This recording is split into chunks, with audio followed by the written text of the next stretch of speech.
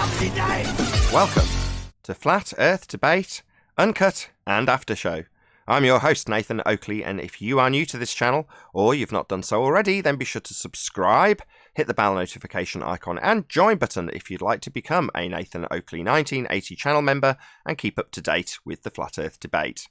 If you would like to support the channel, there is a super chat that runs alongside each of these shows while they premiere, and there's also a PayPal, Patreon, and crypto link in the info box below the video. Speaking of Patreon, I'm going to do a quick shout out to all of you who do support me on Patreon, so a massive shout out of thanks and appreciation to Guns of Navarone, RMP, Troy Shuka, Boznail, Joseph Pizarro, Samson, Maris, Mobile Max 777, Neo the One, Lost Cat FE, Rob W, Open Minded, Respawn, Del West Watson, Mike, Muted, Dick Earth Skeptic, NA Literalist, Maria Neelands, Unbelievable Productions, Blue Ridge Ranger, Rob H, The Real Gabster, Windrider, Liam Nedrick, Abraham Mohammed, Dave Rakia Gafford, Naibai, Adrian Quintana, Skeptic 936, Life is Short, Fireball X, TheFlatEarthChannel.com, Texas Mike, Edwin Johnson, Kirsten Smith, Alexander Main, and David Wayne Foster. So another massive thank you to all of you for supporting me on Patreon. I'm going to hand over to Google and Discord so you can enjoy their conversation while I set up for today's live show. Cowbell, you know what I mean? Yeah. I'll talk with these guys. Can't show anything they talk about in real life. Good morning. Good morning, Neil. Morning. Well, that's why the housekeeping questions go unanswered. Right.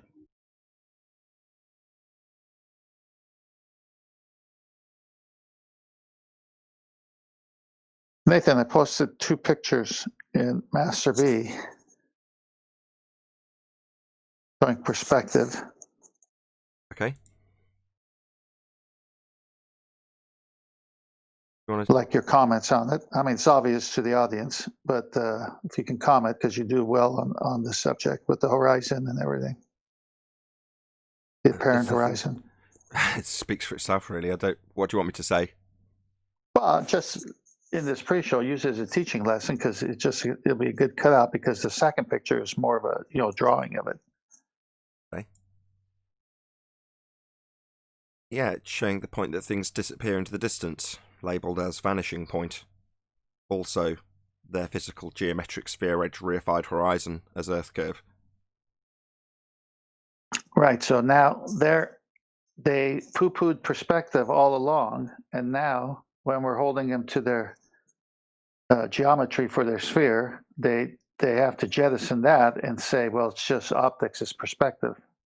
It's not really there. They might be able to say that, but their mathematics doesn't work like this. Their mathematics would have the side of the observer's head in the picture, and the target, let's say it's a telegraph pole, wouldn't be getting smaller into the distance. It would just be represented as a depictorial telegraph pole with a feet and inches or meters value attributed to it, and then the horizon wouldn't be a horizon. It'd be marked with an X labelled as Earth curve edge, point that's going to block the thing, i.e. this lamppost or telegraph pole, into the distance. Well, they don't account for things getting smaller into distance when you have a whole number for a target and it stays the same at any distance. Obviously, these telegraph poles get smaller in angular size as they recede into the distance. But according to Earth curve mathematics, it's the same exact size because the actual size doesn't change, which is correct, but only works in orthographic view when you remove this aspect of perspective and call the horizon Earth curve rather than a vanishing point. All right, I'm going to stick another one that shows what you just said coming your way. All right, you got it. That's what you're talking about, the side on? Exactly. So this is what we fondly refer to as Muppet vision, otherwise known as an orthographic view. So the orthographic view, let's just let John in, bear with me a sec. So in orthographic view, i.e. this representation, then you've just got a tree on a spherical surface, and you've got lines drawn between target and observer. But the target and its actual size doesn't matter in relative terms when it's in a depiction, because it's just going to always have the same, this is a 6-foot man, that's a 100-foot tree, and how far away is it before the curve of the Earth gets in the way, and that's what they call the horizon. In this, it's marked as true horizon. But it's the point that the Earth curve edge obscures things. Well, this is a single point, which isn't actually... Oh, it is. It's labelled true horizon. Single point that they think is the horizon, when in reality a horizon is spanning the left to right expanse of this image and has things receding into the distance as they reduce in angular size. Well, that reduction in angular size is completely negated when you represent the side of your own head. Obviously, in this image, you can't see the side of your own head, but this is how it would be depicted in Earth curve maths, so they can take the effect of perspective and call it Earth curve, not a vanishing point anymore, an Earth curve edge obstruction. All right, so you see there, it's got, just to get more comments on this, it's got astronomical horizon, so that's one horizon. Visible horizon, that's two. And the true horizon, that's three. But if you look at the picture that I sent you prior to that, you could only see one horizon. There's only one horizon always. And what is the demarcation of the astronomical horizon in this Muppet vision? There isn't one. We only have one horizon, and the horizon in physical geometric sphere edge mathematics is an obstruction called Earth curve. This point here, a geometric tangent point with a straight line drawn to it. Well, that geometric physical sphere edge horizon, formerly a tangent point they call in this example true horizon, is an Earth curve obstruction getting in the way of things in the distance, when in reality things recede into the distance to what is called in artistic terms a vanishing point. Well, in reality terms, it's exactly the same as in the artistic description. You have a vanishing point as things get smaller. This telegraph pole here looks bigger than this telegraph pole here, which looks bigger than this telegraph pole here, but they're just getting smaller in angular size until they get too small to see. So beyond this point, you can't see any telegraph poles, even though I'm sure there is telegraph poles beyond the horizon. You just can't see them. They're too small. Can you go to the actual picture, the first one of the tracks? That's what I'm using. The horizon. That's actually what I was using. Okay, perfect. So if anyone's watching this, how many horizons do you see? I could only see one, where the sky appears to meet the surface of the Earth. Yeah, and that's what a horizon is. It's the apparent location where the sky meets the ground. Well, the apparent location where the sky meets the ground is singular, non-physical, apparent, and we only have one of them. It's just not geometric physical Earth curve edge obstructions. It's a vanishing point.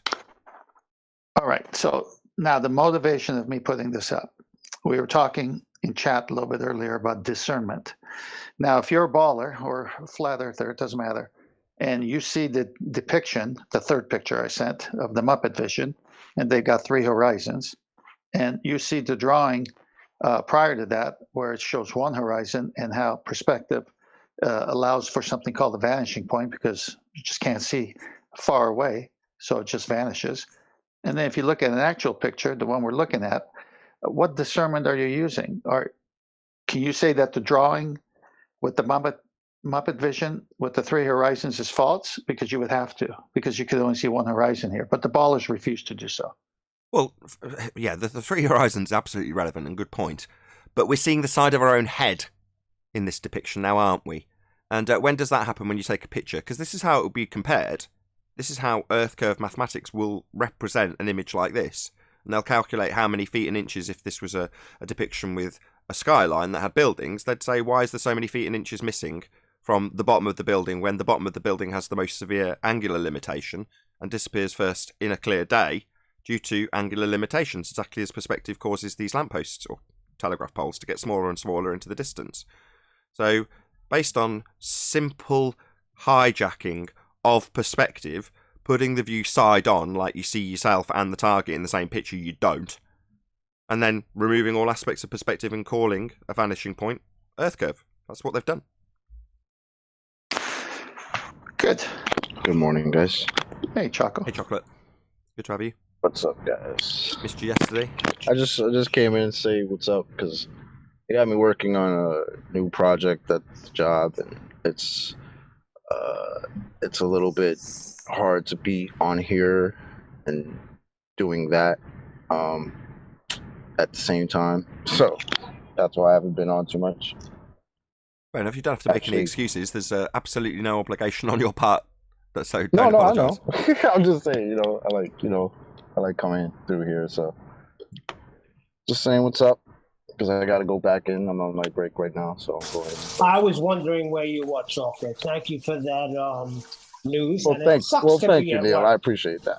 I'm right with you. At my workplace, as soon as I pop off you and say something, yo, come on, we got to get this done.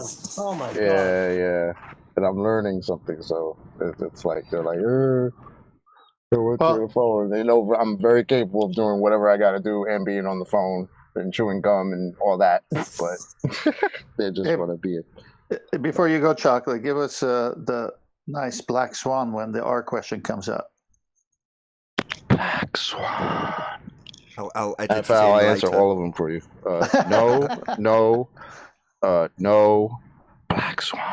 No. No. Perfect. Am I missing one? No, I think you added an extra one. Well, happy Friday, fellas. I gotta go.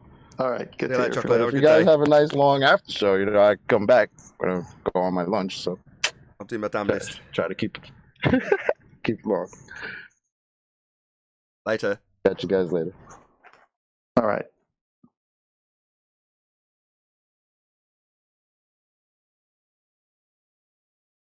Yeah, that when I first saw you show Muppet Vision and call it that, orthographic view, I've seen those things. I really never paid much attention to it, but as you broke it down, I mean, it's like you just show people and say, well, this doesn't exist in reality. None of this imagery in this cartoon is actually real. No one observes life this way. No. You've got to do something, right? If Earth is flat, obviously and observably, and you've got to somehow reify a model that has a physical edge, well, the horizon seems like a logical place to do it. Because that's where you would have Earth curvature if Earth was a sphere. You'd have like a hill in the way blocking stuff in the distance. That makes sense, right? But they've got to actually have it. It can't move with the weather and never be in a physical geometric sphere edge location.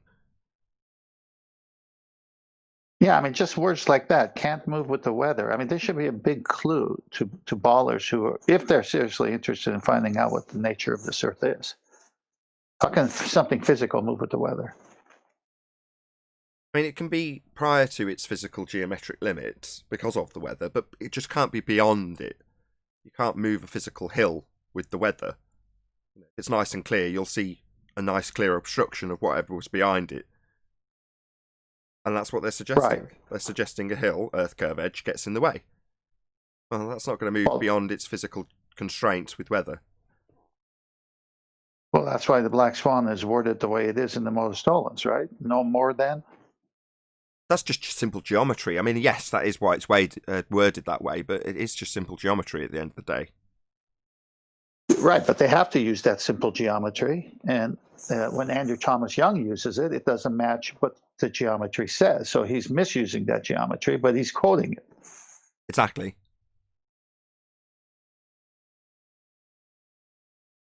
Well, that's go on, John. I was going to say the whole idea of that pseudo-Romanian force space, non-Euclidean measurements, then it just throws everything out. Like, why do they even point at anything in physical reality anymore?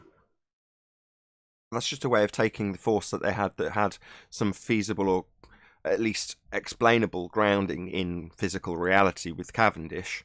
Well, they needed to take that into the completely abstract for all of the things that they assert within that abstract mathematical reification that they actually think they live on now.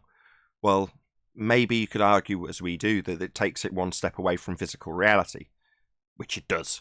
But that is simultaneously the intention in doing so. So they don't have any comparisons. All of them are going to be made in a place that doesn't exist, that you can't travel to, that only exists in maths. Well, unless you understand all of those particular details about pseudo-Ramonian force space, the pseudo bit isn't necessarily enough for anybody to recognise that it's not real. Well, just the geometry's not real, just the description of it, they might cry out. But ultimately speaking, we're talking about a place that doesn't exist, and a concept of space-time bending, which cannot be bent. It's a concept. So the whole thing is a nonsense, but they need it to be in the conceptual rather than the real.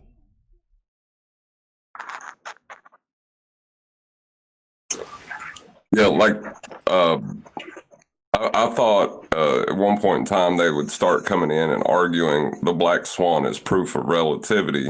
It hasn't happened yet, but I think it's coming.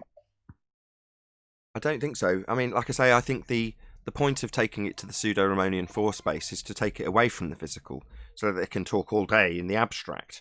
Well, if you're talking all day in the mathematics rather than the real, and when you had originally got a backstory that had a physical reality or at least a quasi-experiment attached to it and a description of something physically happening, well, why would you want to take it away from that unless you didn't want it to have anything that was detailable and pull-apartable, moreover, in the physical realm? So that's why I think they've taken it there.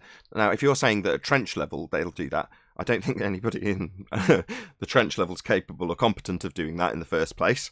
And even if they did, it's not their rhetoric, so it matters not. It's kind of similar to saying, well, we wouldn't expect to see drift. Well, that isn't your rhetoric, while you might want to argue it here with your cognitive dissonance when describing 15 degrees an hour turn of the Earth underneath stuff not attached. To tell us it doesn't happen at trench level is to defy the rhetoric.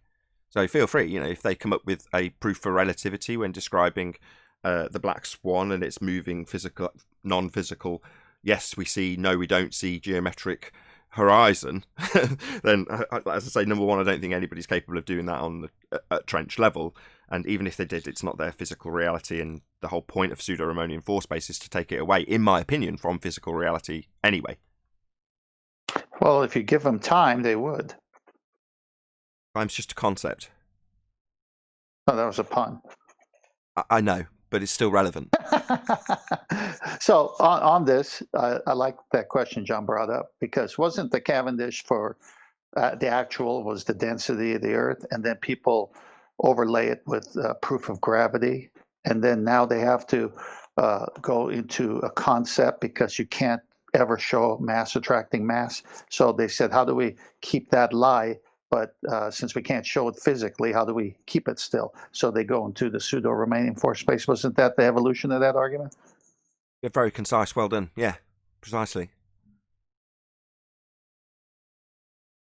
So whenever they can't prove something, they have to go into a concept.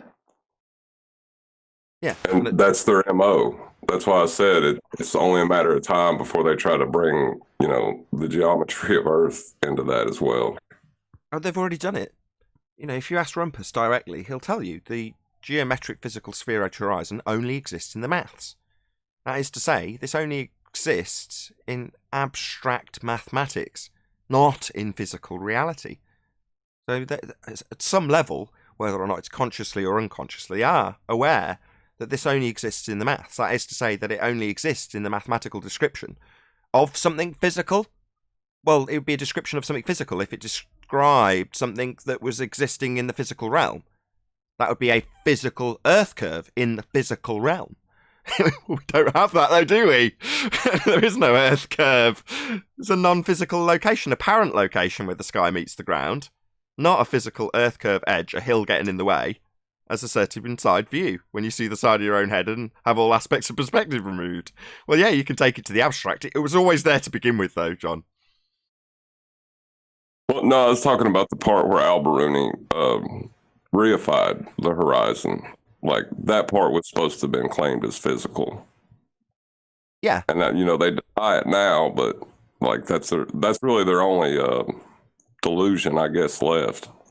But it's not delusion, it's cognitive dissonance at that point. At the point that you argue Al-Biruni measured a physical geometric sphere edge horizon and derived an R value by way of a dip angle measurement from the not actual horizon at 90 degrees to his zenith when he assumes he's standing on a sphere, well, you can hold that position, but then you require a physical geometric sphere edge horizon for Al-Biruni to measure with a straight line to a tangent point.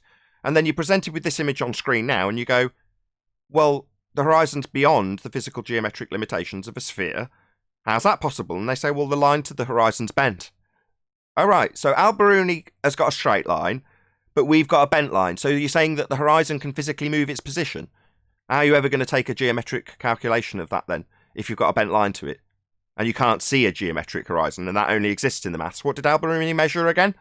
Well, they've got to simultaneously hold both positions. It's not a get-out. It's the Arwinian paradox. You can't have both a physical geometric sphere edge for a horizon capable of blocking boats and buildings and a non-physical apparent horizon that's moved by way of the line to it being bent when the model's based on a geometric tangent point straight line to that physical horizon. You can't have both. We only have one horizon, and the horizon in their globe Earth mass is physical and geometric, unlike the horizon in reality, which is non-physical apparent. I would like to point out the only geometry to the horizon seems to be in our eye and the way it's shaped. But it's not geometry. When you're looking at something that's non-physical, how can you assert that you can take or account for anything geometric? That means it's got a shape. That means it's got physicality. Well, it hasn't.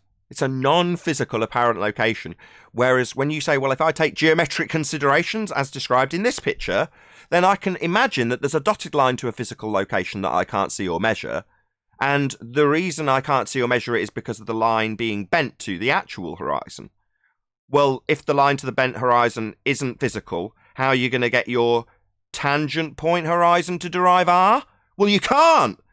Bye-bye globe geometry. Black Swan kills it.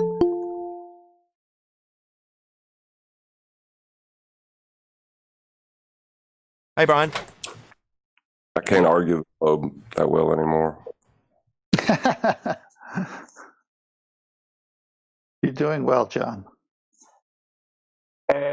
Nathan, could I do a 10-minute presentation on the show? Maybe only 8 minutes during the show. Say again, sorry. I was dealing with children. Oh, sorry. Could I do maybe a 8-minute presentation on the show sometime during the live show? Yeah, you're going to read out your text from your video today. No, not exactly. It's connected to that. I'm just going to point out something that, not that we missed, but something that we haven't been focusing on, to do with the ballers, and a little bit of history lesson for the ballers. That's all. Yeah, by all means. You want to do it like? I think you're gaining momentum here, Brian. Do you want to do it after housekeeping like yesterday? Sorry, bear with me. Do you want to do it after housekeeping? Whenever it's easy, whenever it's the best time for you, I'm fine with that. Any time during the hour is fine by me. So I do quite like to get housekeeping done as a starting point for the show.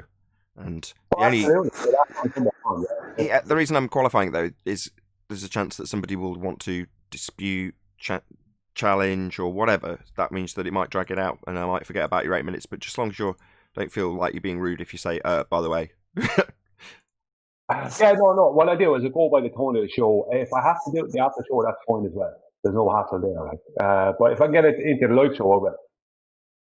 Let's see what happens. As you said, it could be someone coming, someone challenging that happen. So I mean, my experience, that's generally not the case, though, is it? They've not really got anything to challenge our housekeeping questions with. So, as much as I like to live in hope that someone will come and somehow prove we can have gas pressure without a container or something of that nature, I doubt that will actually happen.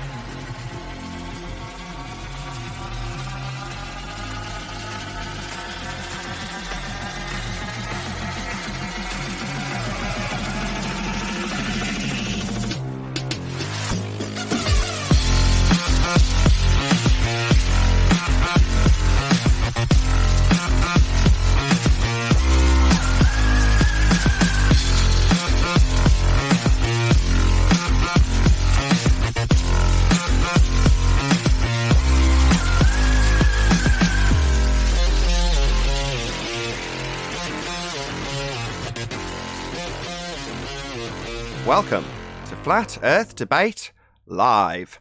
I'm your host, Nathan Oakley, and if you are new to this channel, or you've not done so already, then be sure to subscribe, hit the bell notification icon and join button to become a Nathan Oakley 1980 channel member and keep up to date with the Flat Earth Debate. If you would like to support the channel, there is a super chat that runs alongside each of these shows while they are live.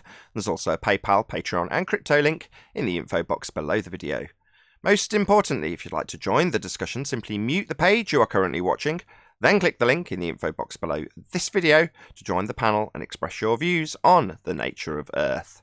If you do join, please don't swear. If you do, you'll be ejected. And if you are, please don't try to rejoin the stream using sock accounts. You'll be warmly welcomed back on the next stream. Please also share the show on social media. Sharing the show obviously increases the live audience, but this in turn increases the chances of a more diverse panel. So please share the show on Facebook and Twitter. One last time, if you're new to the channel or you've not done so already, then be sure to subscribe, hit the bell notification icon and join button to keep up to date with the Flat Earth debate. Now, we are joined by Adam Meakin, Arwin trying to join in the intro, as he does every single day. We've also got Neil, John, Brian, 10th Man, and a whole bunch of people in Discord. So welcome, one and all. Afternoon, everyone. Good afternoon. Morning, morning. Good morning. Friday. Good afternoon. Yeah. Friday, or if you're watching it live, it's Friday. And if you're watching it on a re-up, it's probably Sunday. But meanwhile, any evidence of a physical geometric sphere edge horizon, formerly known as Earth curvature? Not even on Friday. Friday make a difference? Nope. Just being relevant to at the moment. Excellent. It's too big. The ball's too big. Any evidence of axial rotation of the Earth-based variety? That 15 degree that the sun is doing, yes, but not the Earth.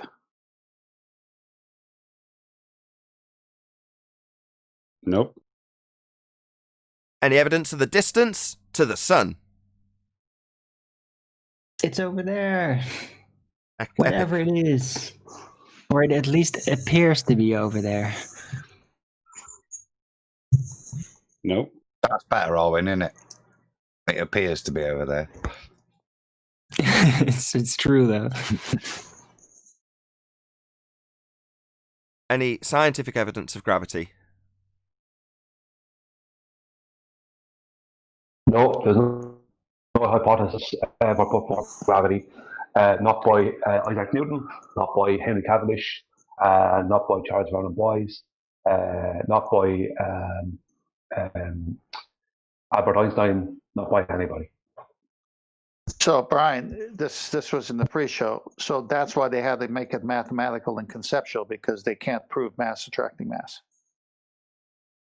Well, they can't prove mass or is bending space-time these days. You know, before they couldn't prove mass attracting mass. Now they can't prove mass is bending space-time, but they can't prove space-time or space. You know, the next thing they're going to be trying to do is trying to get out of not having to prove what a graviton is. That's their next port call. Right, but in mathematics, it's just the equation. If they get the equation to work out, they look at that as proof, but that's all conceptual. It's not real. Well, yeah, I mean, the whole world is mathematical, isn't it? The whole of the globe model is mathematical. Everything connected to it is maths. It has to be, because they can't physicalize any of it. They can't prove it, and they can't physicalize it. The only part of the globe model that has any relevance is buoyancy. That's only because it's the only actual physical thing they can kind of show in reality. But their explanation for that involves gravity. So, But any single viable hypothesis from any of the fields of astronomy, cosmology, or astrophysics? Can I come back We're to the not previous done yet with question, gravity, Nathan. Oh, got lots of excited people. Who wants to go first? I had Adam first. Go on, Adam. Just to go back to the previous question, I think it might be a time for a tweaking of the question, because any scientific evidence of gravity requires us now to ask further. I think we should ask for clarity of that we're only prepared to accept scientific evidence for Einsteinian gravity, and we're no longer prepared to accept a 105-year-old out of date Newtonian. There's none for either, but I do think we should clarify we're no longer prepared to accept 105-year out of date stuff. To be fair, Yeah, but this that was discussed. 105-year out-of-date stuff is also not proven. Hold on, So, Owen. Yes, this was drawn a line under 2 months ago, and it was discussed while you were here, Adam. We said we'll draw a line under this, no more 106-year out of date Cavendish, CV Boys, Reverend John Michel, Newtonian, in quotes, gravity. None of it will even be entertained anymore. And since then, don't get me wrong, there was one occasion where someone managed to weasel it in and it did get argued about. But there we go. That was with a newbie, somebody who'd not been, their mate had sent them in. It's all retro, man. It's all retro. They just want to go back to Newton. Weren't they trying to work out this new version of gravity where it's Newtonian again and Einsteinian at the same time or something? At least in the math. Yeah, sorry. We're requiring scientific evidence either way, Aaron. So let's just get back on track, right? Regardless of what they're claiming and how they're claiming it. If their new hotness is some new hotness that involves a juxtaposition between pseudo 4 space and 3 space, then fine, let's see it and let's see if it's got scientific validity to it. But on the other hand, I'm with Adam, right? They'll have to present the new hotness rather than the 106-year out of date Cavendish, CV Boys, Reverend John Michel, incorrectly identified as Newtonian gravity. We're just not going to accept that because there is no scientific validity. It's not even their current science, in quotes. Yeah, they're trying to mathematicalize kind of a 3.5 space version of gravity as opposed to a 3 space or 4 space. Any changing of the mathematics, of any changing at all of any what Rumpus and them call reducing of Einstein's field equations. As soon as you change any of his equations, then they're yours. They're not his. He didn't put them forward. If I paint a mustache on the Mona Lisa, can I still claim it's Leonardo da Vinci's or whoever painted it? It's how he would have painted it, though, right, Brian? It's how he would have done it. Yeah. No, I'm with Adam, definitely. Yeah, I totally agree. Adam, you're right. We drew a line in the sand and then we've kind of forgotten about our little line. And I'll give you your correction as well, though, Nathan. That's subtly done. So 106 years, I stand corrected. Yeah, it's 21. yes. It's 106 years out of date. But there we go. Moving on. Any evidence you can have gas pressure without the necessary antecedent of a container to press upon?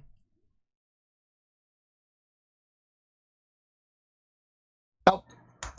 Against natural law. Absolutely not. Any evidence of a self-perpetuating molten iron core at the centre of a presupposed spherical Earth? So you're answering the question with the presupposed spherical Earth. So the answer is no. It's presupposed. Well, okay, fair enough. Go on, whoever that was. No, Black's debunked the notion of a spherical Earth. Well, you're not leading me very well for my next question, are you? Any evidence of the R value? Can I go back to the question again? I'm like lagging today. I was going to say, we do have some evidence in that we have a magnetic field, but to how we could then attribute that to something that couldn't produce a magnetic field is interesting. I can do it with the way they do it if you want. Do you want me to affirm the consequent for you? Oh, go on then. Okay, if the Earth is a sphere with a molten iron core that's self-perpetuating, then we will experience magnetic fields. We experience magnetic fields. Do you not agree? Are we all in agreement? We all agree we experience magnetic fields on Earth. Therefore, the Earth's a sphere. Shit, you formulated that so well, I may have to change my worldview. So it's if P, then Q, Q, therefore P. If I eat 100 hamburgers, I am very full. I am very full, therefore I ate 100 hamburgers, even though I'm actually full of 10 pints of lager. And that's why I'm very full. In other words, the assumption of the former doesn't necessarily prove the latter. So if P, then Q, well, it doesn't necessarily follow that Q, therefore P.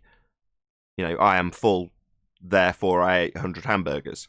Well, in this instance, if the Earth has a self-perpetuating molten iron core, that's your presupposition, P statement, then we will have magnetic fields. Now, their Q statement is typically a true statement, like star rotation or magnetic fields or something that you can actually observe, because then you take the actual observation, that would be to affirm the consequent.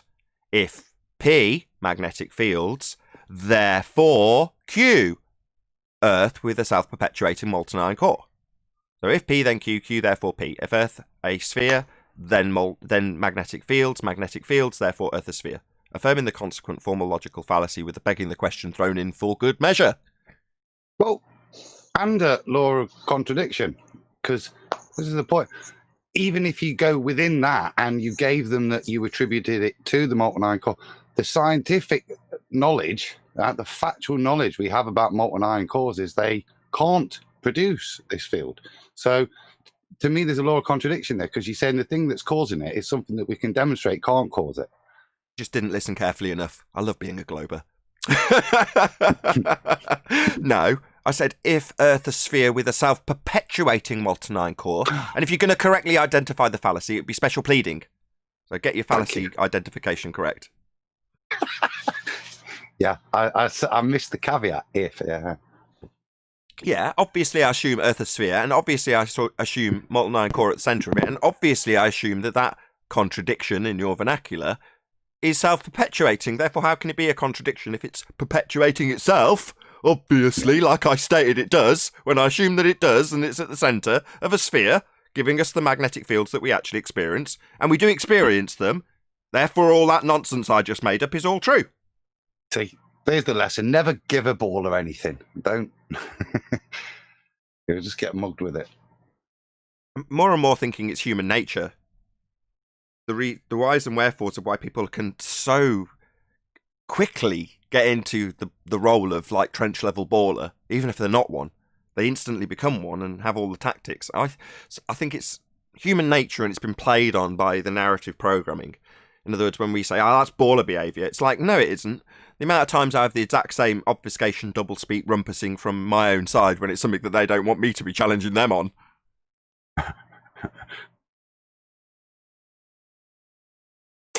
I think I have a challenge for the Curie point from a baller's perspective. Okay, go ahead, then we're going to move to Brian. I think that was the last housekeeping question, so go ahead, John, then we'll move to Brian. Since heat and pressure are tied together, it would be impossible for us to perform a scientific experiment with the pressures that the core experience. What core would that be? The core at the centre of a presupposed spherical Earth now? Of course. And why would we be presupposing it and then trying to violate it or prove it either way when we've just assumed it in the first instance? Yeah, so it's got to be true. No, it's got to be true. No, I'm not a baller anymore. I'm not on your side in this scenario. No, not therefore true. Therefore true because you made it up yourself? Well, formal logical fallacies are okay if it's not a formal debate. So what you're saying is, if I formulate a formal logical fallacy, but we're having an informal discussion, then therefore it's no longer a formal logical fallacy. Well, that makes perfect sense. Well, it's an informal logical fallacy. No such thing as an informal logical fallacy. Well, there was right there out of John's mouth. The reason it's called formal is because of the form it takes. And its form is if P then Q, Q therefore P. That is the form of the formal logical fallacy. Affirming the consequent being the title of the fallacy. The description of it being if P then Q, Q therefore P. Have we not had that one as a from a baller? I'm sure that was tongue in cheek that we've been fed that. This is not a formal conversation, therefore it can't be a formal. I'm sure that rings a bell. Human nature, like I'm trying to argue, right? There's no ballers here. I'm sure there are on the Discord server, they're just being very quiet. Or maybe there isn't, I don't know. Either way, I think it's just human nature, and some of the way we've been programmed into our fundamentalist zealotry about a ball utilises some of that when it comes to a defence mechanism put out to somebody who challenges it. I don't know how, I haven't figured it out yet, but it just seems like, given that both sides do it in the same exact way, that it's not a baller trait. It's a people trait. Well, that's because when you're growing up and you're, how can I put it? You see the ball all the time and you see them always giving these arguments against the ball. Then when you come to a flat earther and he asks you a question, like one of the housekeeping questions, you're going against all of that, and you're going to commit a fallacy just because you're defending all this programming, but you don't even know you're doing it until, if you're patient enough, someone explains, hey, that was a presupposition. You never proved that point. P, then Q. And so they never stay long enough to do it, because the human nature is, there's no way this guy is wrong against all my teaching. So there's the human condition. Instead of being critical and discerning of the actual argument and the words being spoken at that moment, it goes back to all that pre-programming. Has anybody got anything else to add on this? If not, we're going to go to Brian. Okay, so Just to say that it's the logic that is misformed. That's the point. Yeah, a logical fallacy is a flaw in logic, correct? I got something. Go ahead. Do you want to, while we're waiting, Brian, hold on, Neil. Hold on, Neil. Word. Hold on. Brian, just while we're having this back and forth, do you want to share your screen and get it prepared and everything? Go ahead, Neil. Yeah, okay. I just want to know if mathematicalize is a word and physicalize is a word. I don't know. I'd have to look it up. Have you not got Google? Physicalize? I don't know. What was the other one? Mathematicalize. He just wants to realize. I mean, when describing that fallacy, it's the fallacy of misplaced concretism. So to make something which is abstract concrete. So it doesn't say to physicalize it. So I don't know. I'd have to look it up, Brian. Neil, sorry. I don't know. Physicalize sounds like it's bringing the physical, or bringing conceptual into physical world. Well, that's to reify. That's what that is. That's called reification. The fallacy. You did say. Go on. You did say, playing along with that question, you said misplaced concretism. Yeah. I know. It flowed with physicalize and mathematical. Well, that's how they describe it within the fallacy. When you reify something, the map is not the terrain. Well, that's the fallacy of misplaced concretism. It's to make the map, or in the case of the globe Earth argument, the heliocentric model, actually the world you're living in. Well, that's to make it concrete.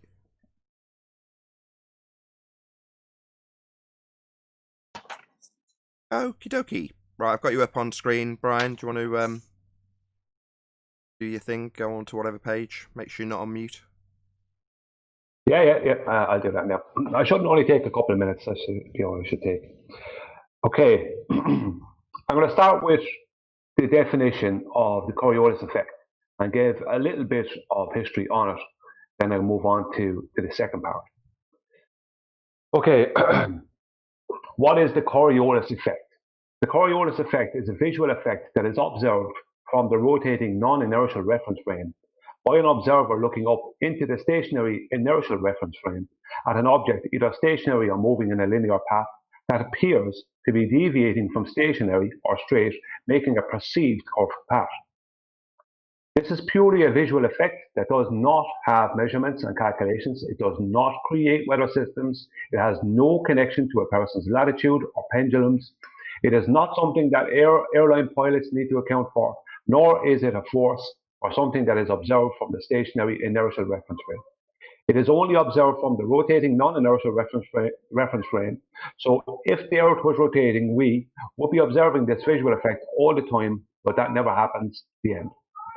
The reason I read this out is this is the original and the actual definition and description of the Coriolis effect. There isn't any other one. This is the real one. This can be shown and replicated and demonstrated over and over and over again. This is all it is, just a visual effect. But some decades ago, it was pointed out, because this was the number one proof of Earth rotation for a long time. But some decades ago, it was pointed out that this is not observed. So mainstream science, instead of actually just accepting that maybe they might be geocentric, that we might be geocentric. They couldn't leave go of the heliocentricity. They were too engrossed in it and too long in the tooth in it. So what they did was they had to convolute the conservation of angular momentum. So what they did was this. We get a lot of claims from both sides, not claims, but a lot of argument from the both sides concerning the Coriolis effect. And that's because the actual Coriolis effect is an apparent deviation. But their version of it, it becomes an actual deviation. So I'm going to show you exactly what they actually believe. See, mainstream science, they needed to have the world spin.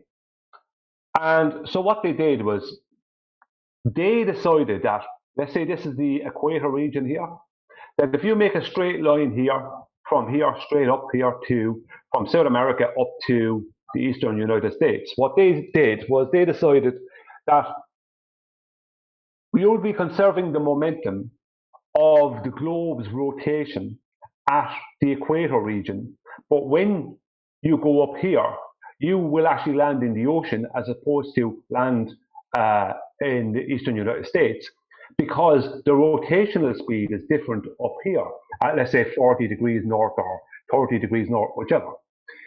And that actual deviation, let's say you're in a plane or whatever, that actual deviation that you would encounter in that belief is the Coriolis effect according to the both sides. So the Coriolis effect is actually an apparent deviation, but they have this convoluted version of the conservation of angular momentum, and due to what they basically did was they took the conservation of angular momentum, they mutated it, and what they did is they made it the conservation of miles per hour momentum, right? And so by doing that, that allowed them to claim that an airplane could travel from South America to the eastern United States in a straight line, but what would happen is that by the time it reaches the eastern United States from the northern South America, is that because the two rotational speeds would be different, that the plane or whatever would be conserving the momentum of 1,040 miles an hour at the equator, but up at the eastern United States, let's say Florida or whatever, it's not in their model, it's not rotating at that rate. But they are calculating everything in miles per hour. But that is not the conservation of angular momentum. As right here at the equator and up here and down there, it's all moving at the same angular rate, because angular speed is measured basically in revolutions and radians. It's not measured in miles per hour. So up here or down there on a rotating body, whether it be on a sphere that's rotating or on a flat disk that's rotating, doesn't matter what part of it you're on, you can walk in a straight line in or out from the center out to the outside or back in a straight line, and you will always be moving at the same angular rate. So they are completely convoluting the conservation of angular momentum as a kind of a weaselly way to make some kind of a calculated actual deviation and calling that the Coriolis effect. But it is not the Coriolis effect. The Coriolis effect is an apparent deviation, not an actual deviation. And the conservation of angular momentum is going to be the same regardless. Once you're at the same exact line, no matter what part you're standing on of that rotating body, you're still moving at the same angular rate, the same angular speed. There isn't a difference between the equator on a globe and 30 or 40 degrees north or south. You're moving at the same angular rate. If you were to use miles per hour, you're talking about a distance around at that latitude, at that particular point, a distance around the rotating object, in a distance to travel. It has nothing to do with angular speed. Your angular speed is exactly the same, regardless of where you stand or where you stand or sit or whatever on a rotating body. If you're moving in a straight line from here down in South America up to the United States, then if you're conserving the angular momentum of this rotating body, then your angular momentum will be exactly the same all the way up. It won't change. And this is what they've done. They've convoluted they've convoluted and mutated angular momentum. Sorry, Nathan, you're saying something? No, I didn't say anything, but I will once you're done. Yeah. Okay. Just give me a moment there. Okay. So what they've done is they've made a mutation of the conservation of angular momentum. They've turned it into the conservation of moles per hour momentum, and they've taken what was an apparent deviation, which is the Coriolis effect, and they've made it into an actual deviation calculated through their conservation of moles per hour momentum. So they're 100% wrong. This is not the conservation of angular momentum. And moreover, the conservation of angular momentum is not a continual thing. So you won't continue to conserve it. You will conserve the angular momentum or linear momentum momentarily, but it's only momentarily. You will not continue to conserve. If you leave this reference frame of a spinning body, you will not continue and move in a straight line towards the center or north of it or whatever. You will not continue to conserve that momentum. That does not happen. The conservation of momentum, whether it be linear or angular, is a momentary thing and not a continual thing. That's the end of the A couple of quick questions then. For you, Brian. Sorry, presentation. Yeah, no, a couple of questions before you say you finished. So, with Coriolis effect, when you say you, correct me if I'm wrong, but you would be on the ground moving with a non-inertial spinning reference frame, correct? Yes. And the description of Coriolis effect is only describable from your vantage point, viewing it as you rotate underneath stuff, correct? Yes, exactly. So it is only relevant to you and your observation of something, correct? Yes. Now, the thing you're observing, does that have any effect based on your observation of it? Is your observation of the thing in Coriolis deviation, are you in any way affecting it by observing it? No. So, in other words, the effect you're observing in Coriolis is of something not changing its actual path, but seeming to because you're rotating underneath, correct? Correct. So therefore, what they're doing, by your explanation, is taking something that's a visual effect observed as you spin underneath stuff, and describing how much something in the air will actually drift, physically, when Coriolis is not actual drift. Appearing to drift, but not actually drifting, is Coriolis. And they're saying, well, it's going to retain velocity. Well, what's it?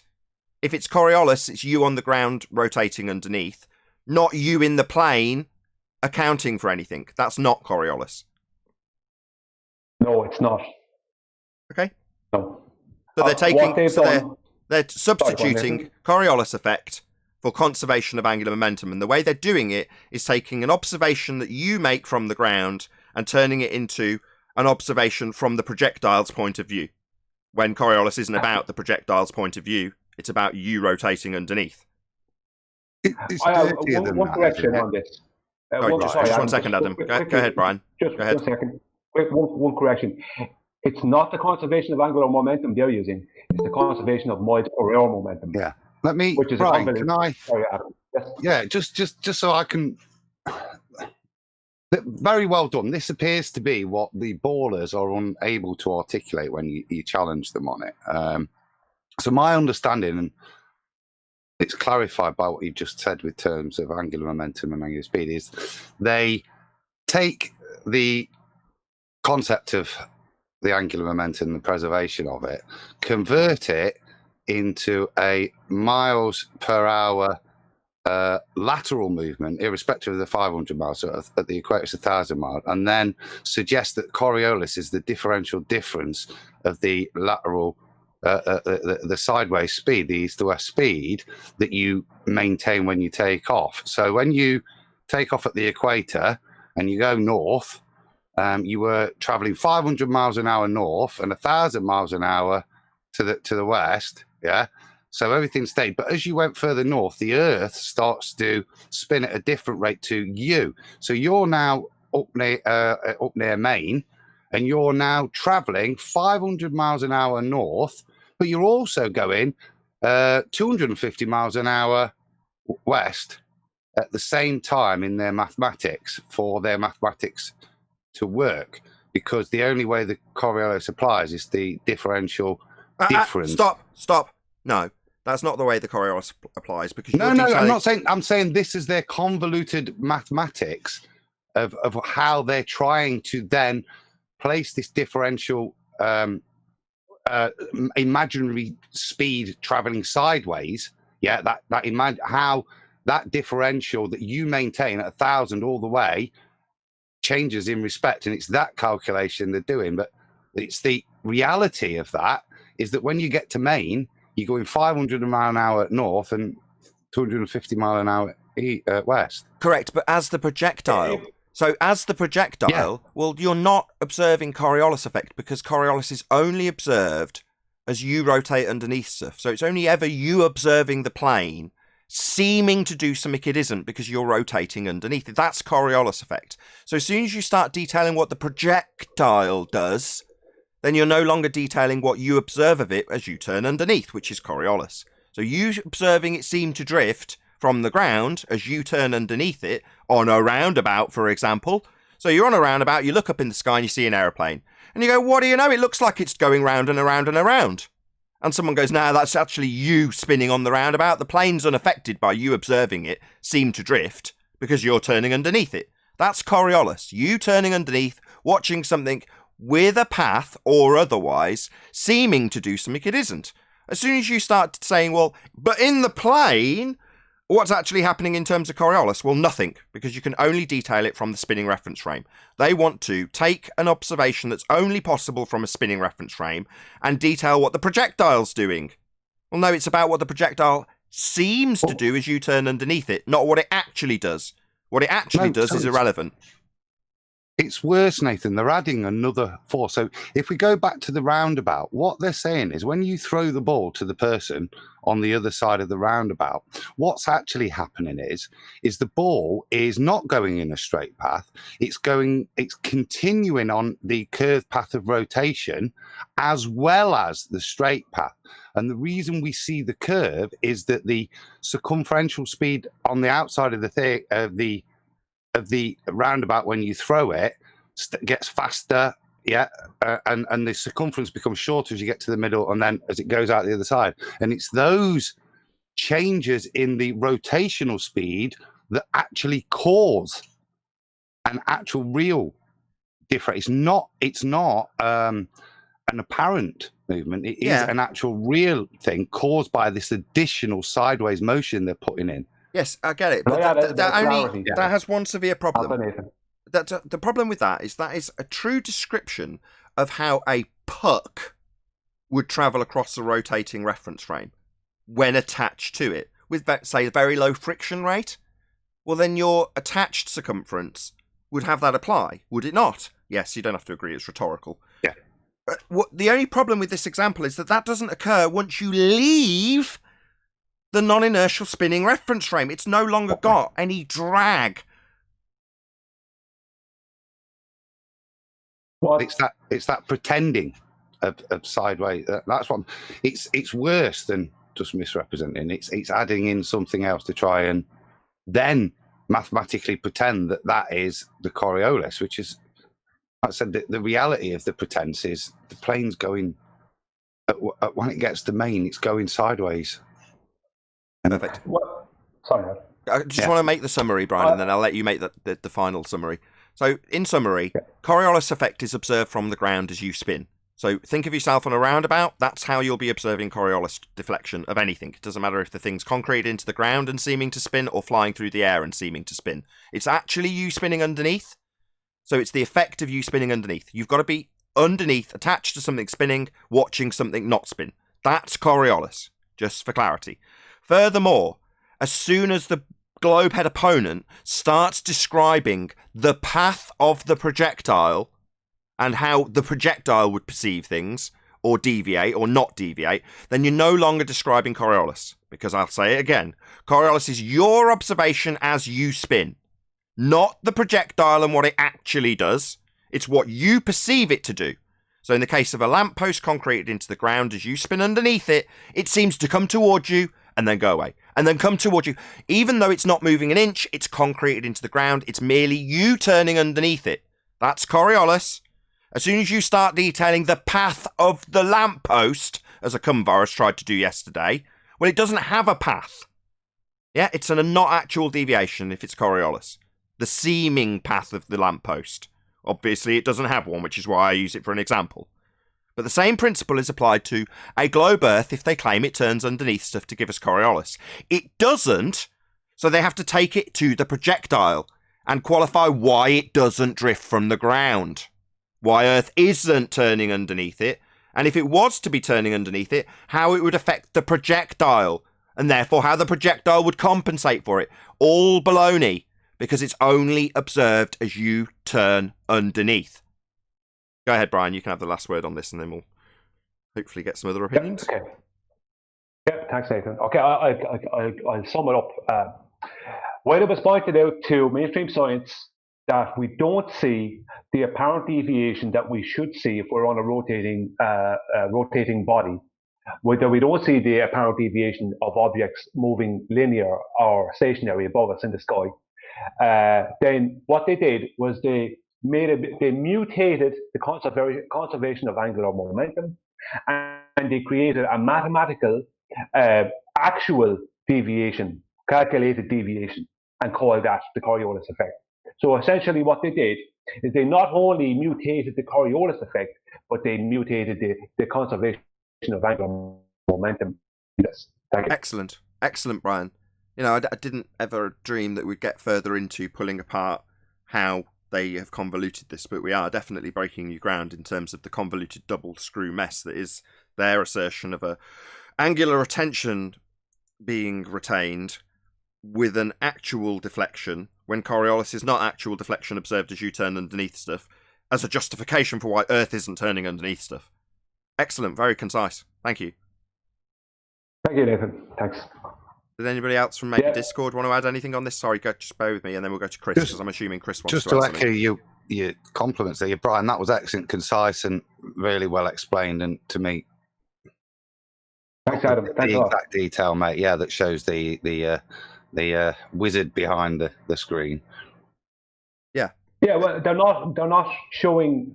Their version of events is not the conservation of angular momentum or the Coriolis effect. It's a mutation of the two of them, and it's none of it can be demonstrated.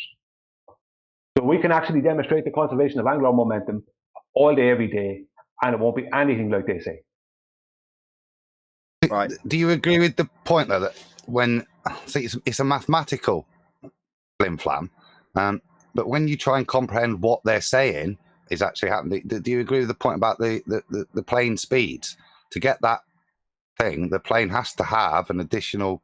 It has to be traveling 1,000 miles an hour sideways, doesn't it, as well, when it takes off at the equator? Because that's the mass they use, so that it's still traveling 1,000 miles sideways, but the Earth's now only moving 750. And that's what they put in to create the numbers to match the Coriolis. And that's fine mathematically, but it's laughable when you apply that to reality. Yeah, because you have the plane flying backwards, catching up with Earth velocity when you're travelling west from the equator if you take off in that direction. So that's what QE will use as leverage when he expands out their argument. I hate doing this. I've got to be honest, both you, Brian, and Adam, as much as you've done a very good job. It pains me dearly to hear you, Adam, saying, and that's Coriolis. I know full well, without the full bevy of disclaimers, that you mean their convoluted gaggle screw of nonsense that they call Coriolis when you say that. Because meanwhile, Coriolis is observed from the ground only, and it's things not actually drifting, while we describe the effect that they call Coriolis, and how much the plane travels sideways when it's going north, and then has to compensate for the fact that it's actually losing a bit of sideways momentum because the path of the journey has got a different miles per hour speed when they're describing this as conservation of angular momentum, 15 degrees now, that doesn't change anywhere over the surface. Yeah, it's a complete cluster screw, but it's nice that I can now concisely summarize it. Again, much appreciation to Brian and you, Adam. It's because of one fact that they've had to put all of this in, and the simple fact that the stars are on our side is the reason is because unfortunately the Earth doesn't rotate underneath the aeroplane. That's the reason for all of this nonsense. Yeah, there's a massive begging the question fallacy. Precisely. The question fallacy is all it is. If you want to keep it apart, then we have to do the same thing that we did with refraction, and that is give it a name. Well, with Coriolis Effect, it's really confusing because it's not even a different thing of the same type. It's just a complete reification. So why don't we just refer to it henceforth as the Coriolis reification? No. I think you find that this is going to be called Globiolus. Yes. What's that you say? It retains angular momentum, and Coriolis Effect is actually my misunderstanding about what conservation of angular momentum is. Oh, I think you mean Globiolus, don't you? Because Coriolis is observed from the ground of things not actually drifting. Look it up. But your Globiolus says that Earth has the trajectory of the projectile accounting for this sideways motion when travelling north. Oh, right, that's Globiolus. Coriolis is observed from the ground as you turn underneath stuff. But it's not the conservation of angular momentum. This is the other trick they're pulling. It's the conservation of miles per hour momentum in a mathematical model. Yep. Because it's not that either. So every time we say the conservation of angular momentum to do with Globiolus, that's incorrect as well. Perfect. Oh, I love the fact that this linguistics. I'm going to get some contributed to me. Yay! Would it be the conservation of apparent angular motion? No, Arwin, it's already been named. Shush. Get Earth is spinning first. I've named it, Arwin. Just accept it. You've got your paradox. This is mine. Get lost. Really quick. Mine. You've got paradoxes. Get lost. Globiolus. I think it was going to take a little longer than that to come up with something, but respect, Nathan. Yeah, I'll give you that. Globiolus. Oh, God, no. Arwin's not pleased. Look, I'm naming this one, Arwin. Just accept it. What? Naming this one? You named the last one after me I didn't even do that. So you named the last one. After you? Yeah. What you're saying is, even though the last particular bit of nonsense we identified, that would be the Arwinian paradox, moving the horizon with an R value you can't measure because it comes from a physical horizon that then wouldn't be movable. Well, that Arwinian paradox, Arwin's saying, well, because you named it the Arwinian paradox, therefore you shouldn't have this one because you named the last one me. Right, Arwin? That's right. Let me name it. Let's call it Nathonian Coriolis. How about that? Nah, because I don't want... The whole point of this is to take the word Coriolis out of it. So Globiolus takes out the bit that's real, which is the observation of not actual deflection from a non-inertial, that would be spinning, reference frame, like a roundabout. You observing a lamppost seem to move when it doesn't. That's Coriolis. Well, as soon as you start calling, well, the projectile's going to keep up with the 750 miles, blah, blah, blah, blah, blah. Well, I don't want that being labelled the C word. I want that to be called Globiolus. We'll give it a G instead of a C. And insert globe, because it's their nonsense. Like this, yes, hurricanes. Here we go. This is a perfect time to talk about this. Right.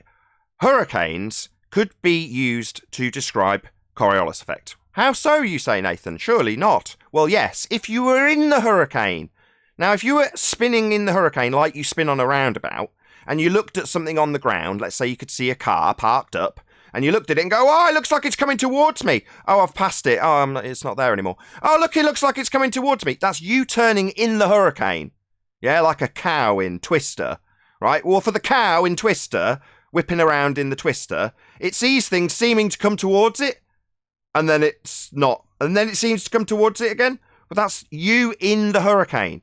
Likewise, when people talk about Coriolis effect with drain water going swirling in a particular direction, unless you are in the drain, swirling in it like on a roundabout, watching things that from your vantage point as you swirl down a drain seem to move when they're not, then you're not describing Coriolis.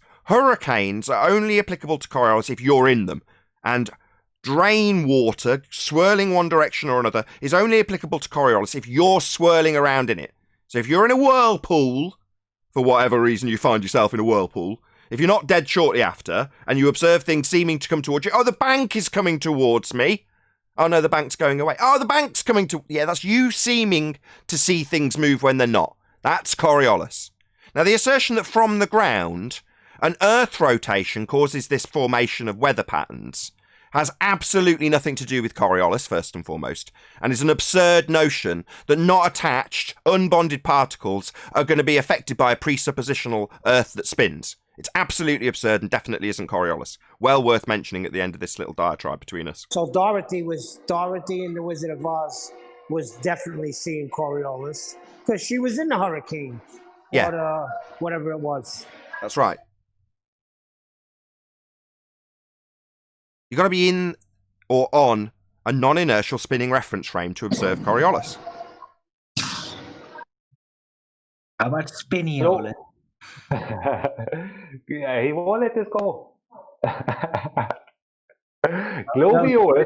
Call it globy. That's the worst. That's like flurfer. That's that level of wording. Yeah, that was intentional. That was exactly their naming level. That's exactly where I got it from, Arwin. So when they name stuff like flurspective, right, that's kind of the thing that went through my head when I'm like Globiolis, because that's the kind of thing they do. That's exactly what I was trying to prevent. Don't go to their level. Well, I'm taking it a step further. Globiolis is an actual deviation effect caused by the conservation of miles per hour momentum as per your latitude within a begging the question fallacy. So that can be tweaked on.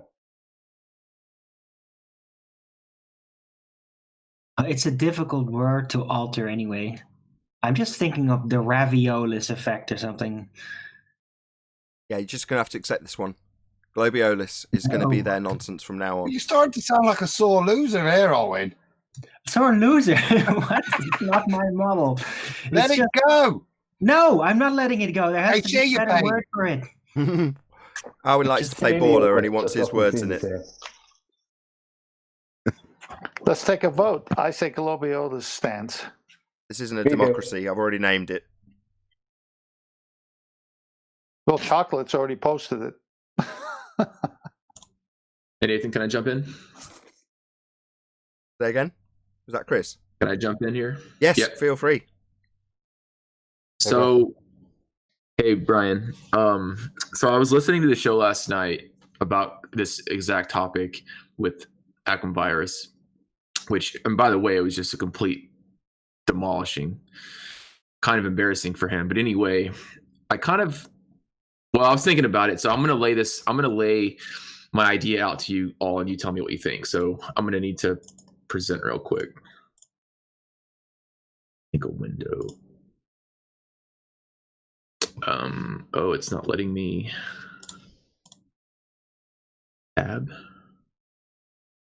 Oh, I have Paint open. It's not letting me choose Paint for some reason. You need a bit of elevator music. Dun, dun, dun, dun, dun, dun, dun, dun, dun. All right, I'll just do my whole screen. Okay. Let me know And when then you've you got it, guys- when you're happy with it. Yeah. Can you see it? Yes. Get it all ready in. All right. Great. Okay, so just bear with me while I kind of explain this, and then I'll ask you all the questions. So what we're told is that this brown circle thing is the Earth, the ground, right? It's spherical. And the X marks the spot. So we have a drone in the middle. We are told that as the Earth spins 15 degrees per hour, the drone also spins 15 degrees per hour and maintains, right, its exact spot over the X. And when that occurs, we get this, star trails. Does everyone agree with that on the globe model so far? No, because the part where you assert that the drone should remain over the X is to fly in the face of assertions that snipers have bullets drifting when they leave the barrel of a gun, or that footballs drift through goalposts because Earth turns underneath them. They actually assert that the Earth would turn underneath the drone. So, no, I wouldn't accept that as globe rhetoric. I'd accept it as trench-level rhetoric that they assert in defence of why it doesn't drift. They just say, well, we wouldn't expect to see it drift, although that is actually incorrect, and their rhetoric said it would. Okay, fair enough. So, but if the response to that is if we beg the question with them, because that has to be their response, that their response has to be that, yes, the drone is moving with the rotation of the Earth. Because if it wasn't, you wouldn't get star trails, correct? Well, their assertion is that we'd see a Coriolis effect from the ground. Coriolis is it drifting away at 1,000 miles an hour on the equator because it's no longer attached to a non-inertial reference frame. So there's plenty of citations that say Earth has Coriolis effect.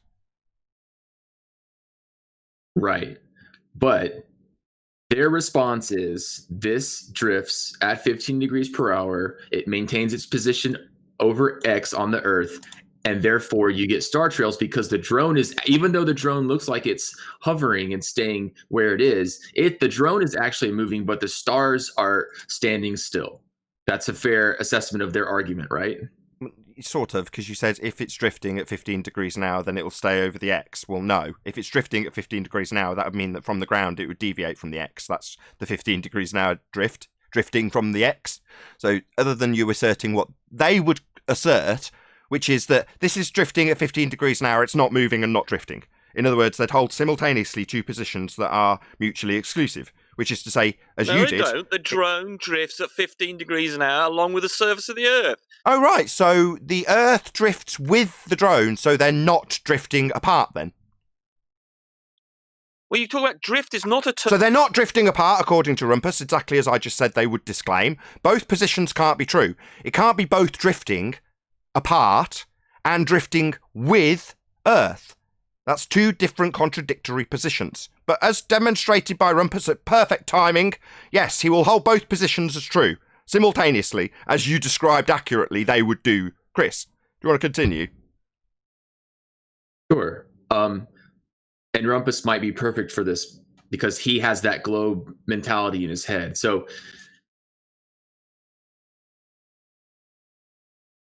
what would I need to do to negate this effect with the drone? What could I do to negate this effect if what they say is true?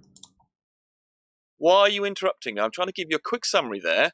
So Oh, he was doing the presentation. He wasn't interrupting you, you stupid moron. He was doing a presentation. Was it the fact that you were talking through his entire presentation that made you think he was interrupting you? Well, you said something and you... Shut up! You ignorant little man. Yeah? He wasn't interrupting you, but that is your tactic here. Whilst continually interrupting a presentation, yeah, you then come off mute and say, if you could stop interrupting me. It was a presentation. You unbelievable buffoon. You strawman the globe. You weren't being interrupted, you complete clown. What you did, in useful nature that you have by nature, was to assert two positions simultaneously. Drone not drifting, drone having 15 degrees an hour drift. Two positions simultaneously can't be held at the same time. Feel free to express your cognitive dissonance by saying that he's interrupting you while he's doing a presentation. What are the two positions you're claiming we have that are... You claim that there's 15 degrees an hour turn of the Earth as the Earth turns underneath to give you an observable Coriolis deflection. That's 15 degrees an hour drift observable from the ground. You also simultaneously say that Earth and atmosphere move as one and there is no deflection. The things move together, not drifting. That's two positions simultaneously held. No, you've got confused. No, I'm not confused. I can succinctly, calmly summarise your abject doublespeak contradiction really easily. Not confused. You're just strawmanning. You don't... No, not strawmanning. It's not an argument that I'm putting forward in lieu of something else so I can burn it.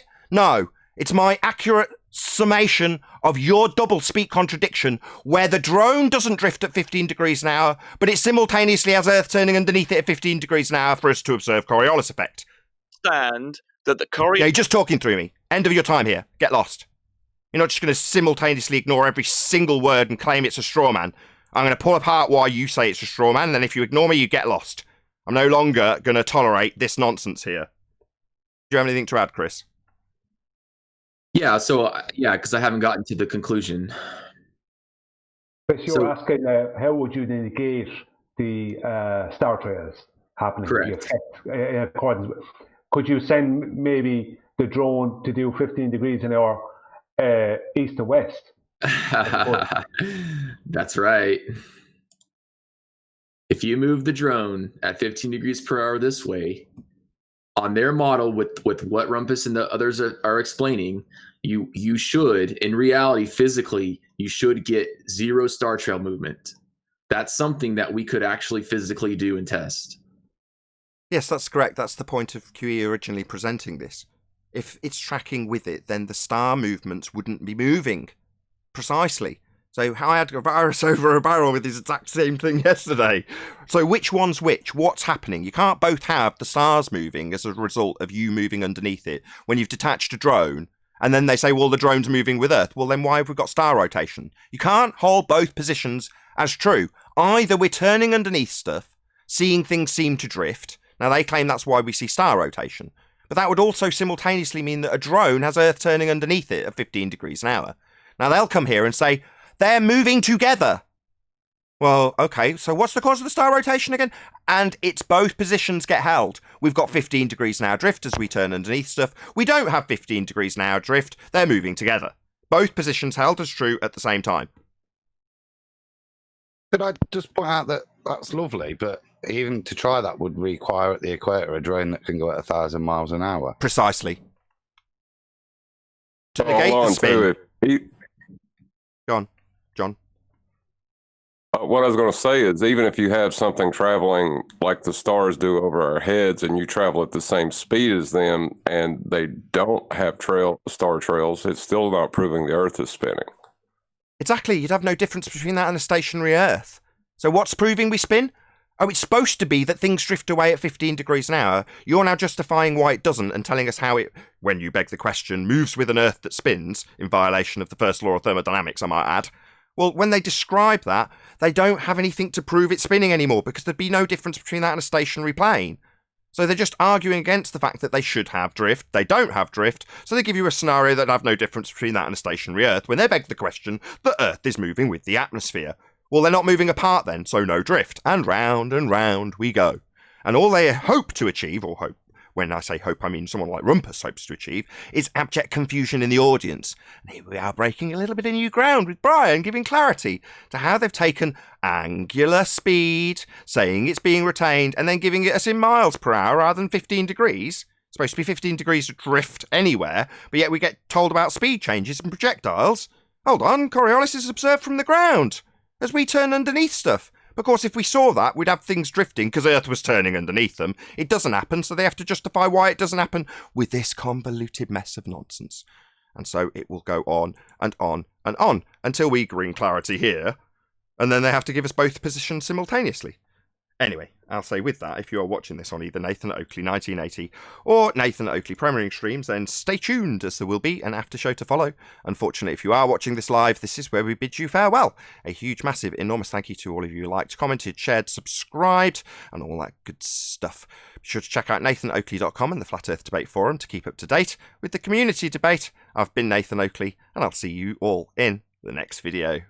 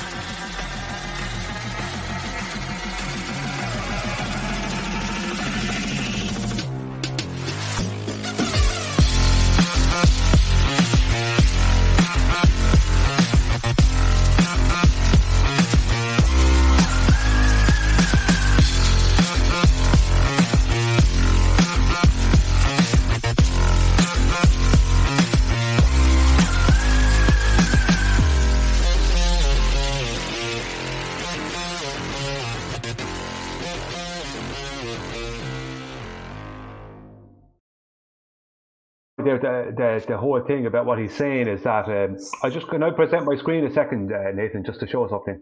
Yeah, sure. That's okay. Thank you. This was something I talked about before. It's only a silly thing, but it's only something silly, but it doesn't matter. But it's an interesting thing, which is, sorry, here we are. A reverse clock. It doesn't go east to west. It goes west to east. So technically, if you were to lay it down correctly, if you had a big enough one or a correct one, you were to lay it down correctly with the 12 towards north.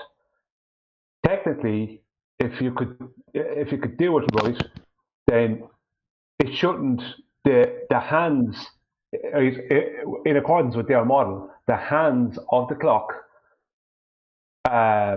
shouldn't move.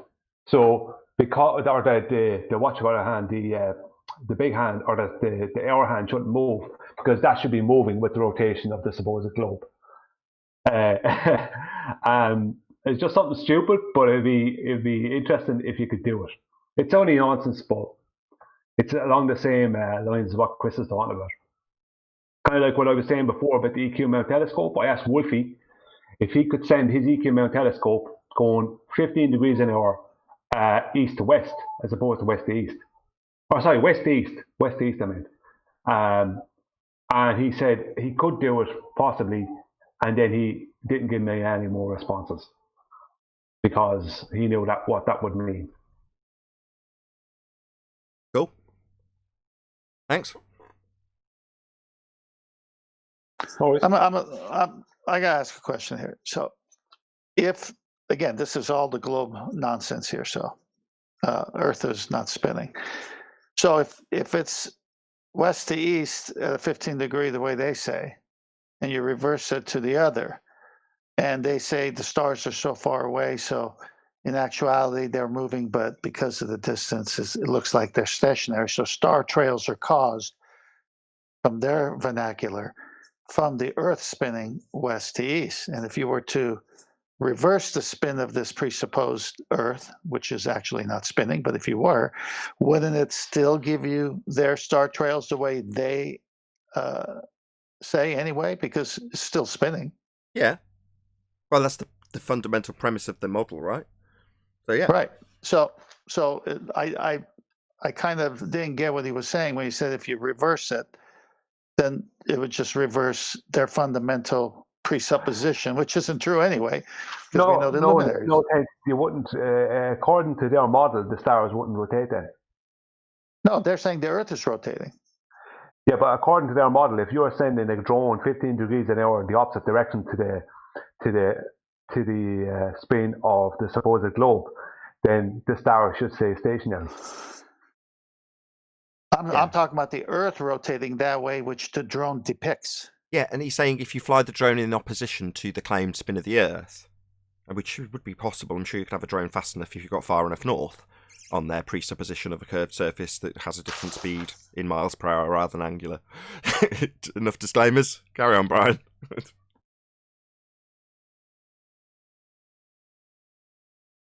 Well, again, I'm thinking. Let me say this. So, if the stars seem to be giving us star trails, that's currently assigned to Earth spinning in the current direction of west to east. Correct?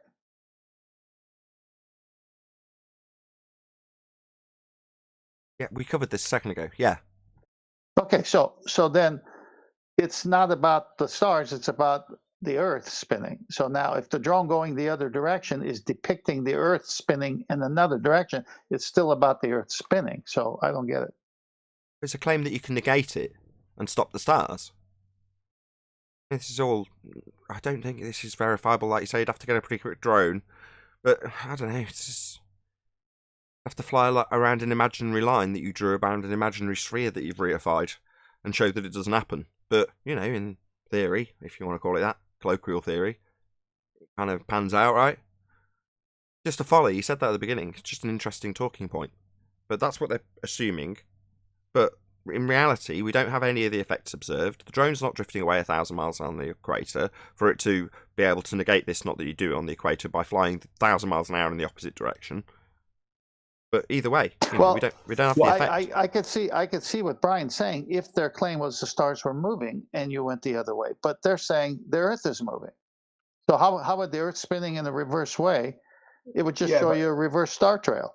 No, it wouldn't. It would be what I said is that in accordance with their claim, if you send a drone 15 degrees an hour the opposite direction to the spin of their claimed globe, then that should give us a stationary stars.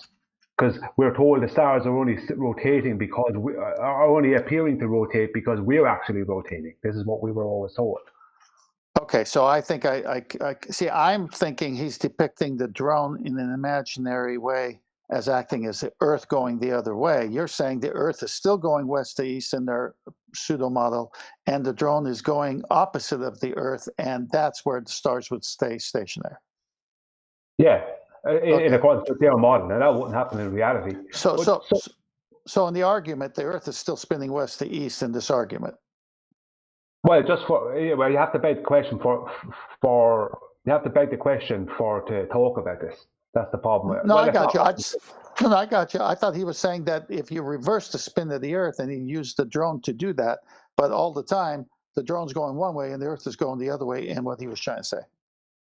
Yeah, but what Chris was pointing out is that it should, in accordance with their model, negate the star rotation. I got it. Okay. What you could do with the drone is if you could send it east to west as opposed to west, right? If you could send it 15 degrees an hour east to west, you wouldn't have to send it far, or only maybe a mile or less, and then calculate the distance it went. Then you could determine, right?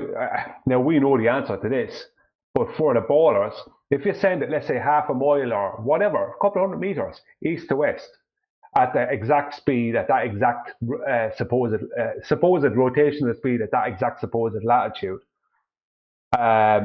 What should happen if you send just 15 degrees an hour east to west at that particular point? What should happen if we were on a globe, a rotating globe, is that it should move 30 degrees because it should be moving. There should be a difference of 30 degrees. It should be double. So if you send it 200 meters, it should have gone maybe not 400 meters, but do you understand what I'm saying? It's like it should be moving opposite direction to where it started because it's not moving with the supposed rotation of the globe anymore.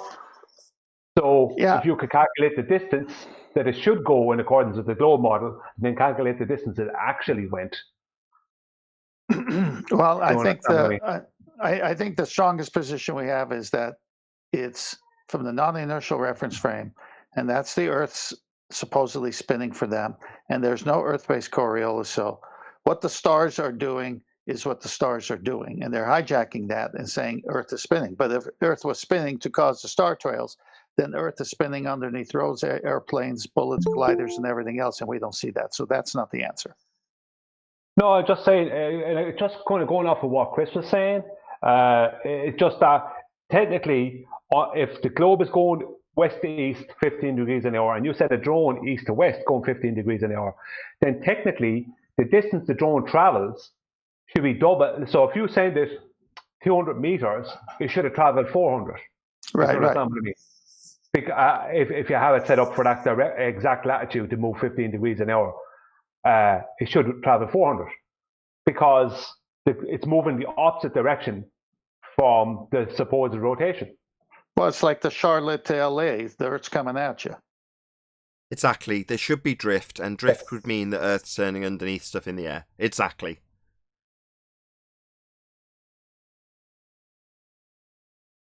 Yeah. Like going backwards on a escalator. Sorry? Saying if you walk backwards on an escalator, you stay in the same relative position. If you're going in the opposite exit. If you've got a balcony above an escalator and you draw a little line on it and you're walking backwards, you can stay in line with that little piece and in the middle of the escalator all day if you keep walking backwards at the same pace. So in relative position, you're saying that you're keeping up with it, making everything seem to stand still, when in fact you're just negating the movement underneath, with the drone moving in the opposite direction. I think we're all on the same page, and we've talked this to death now. It was only it started off as a folly, right, Brian? Yeah. Anthony. Hi, Anthony. Good evening. How are we all? Very well. How are you? Just enjoying the. I was catching up on double speak because it obviously it takes half. Coriolis nonsense is still nonsense, and the fight. They need the conservation of momentum to do two tasks, and that's really our argument that debunks it in my eyes. Yeah, exactly. That's why it's top 3. We assert the Coriolis effect would be observable. The fact that they assert that it is observable and it isn't is neither here nor there. The fact that they defend it as not being required, even though they assert we have 15 degrees now, we wouldn't expect to see it, is again irrelevant. Our argument is, if we've got Coriolis, Earth's turning underneath stuff. It is that simple. Well, it's not, so we don't. Earth isn't turning. Yeah, if the Earth's turning, it's got to be faster planes and slower planes. If the Earth's not turning, then there's no Coriolis. Or they've got to concede. It's that simple. No, it's actually even worse, actually, for them. It's not whether we have Coriolis, because we already know that we don't, and it's admitted by mainstream science that we don't see this apparent deviation. It's whether we have Globiolis or not. Did you listen to that, Anthony? The show when we were explaining what Globiolis is, their assertion that Coriolis is actually the retention of angular momentum when turned into miles per hour. Yeah, I was listening to that. Globiolis is a great term. I think that if they understand what Globiolis is and can recite that back to you, then that's them debunking themselves. So that's really all you got to ask them. What's Globiolis? Exactly. So rather than us having two different definitions or I've forgotten what the term is, it's a fallacy, but using one word to have two different meanings. Anyway, I'll remember in a minute. The point is that the law of non-contradiction. No, it's I forgot what it's called. Identity. It doesn't matter. The point is that when they say Coriolis, they're then going to describe something that isn't Coriolis.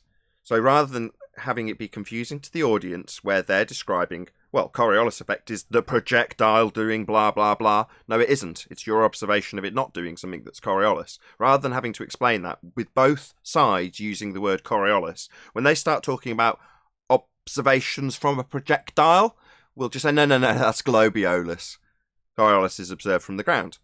So your Globiolis says that the plane will track with it and move sideways, blah, blah, blah. Well, that's Globiolis, because Coriolis isn't that. What they've got to do, though, is they've got to show that the conservation of angular momentum is not equal throughout the whole of a rotating body. Well, that's a nonsense statement. It's an impossibility. They're never going to do that. It's almost like one of the housekeeping questions there, Brian, because how are they going to do that when it's 15 degrees an hour, always, everywhere? Yeah. That's the point.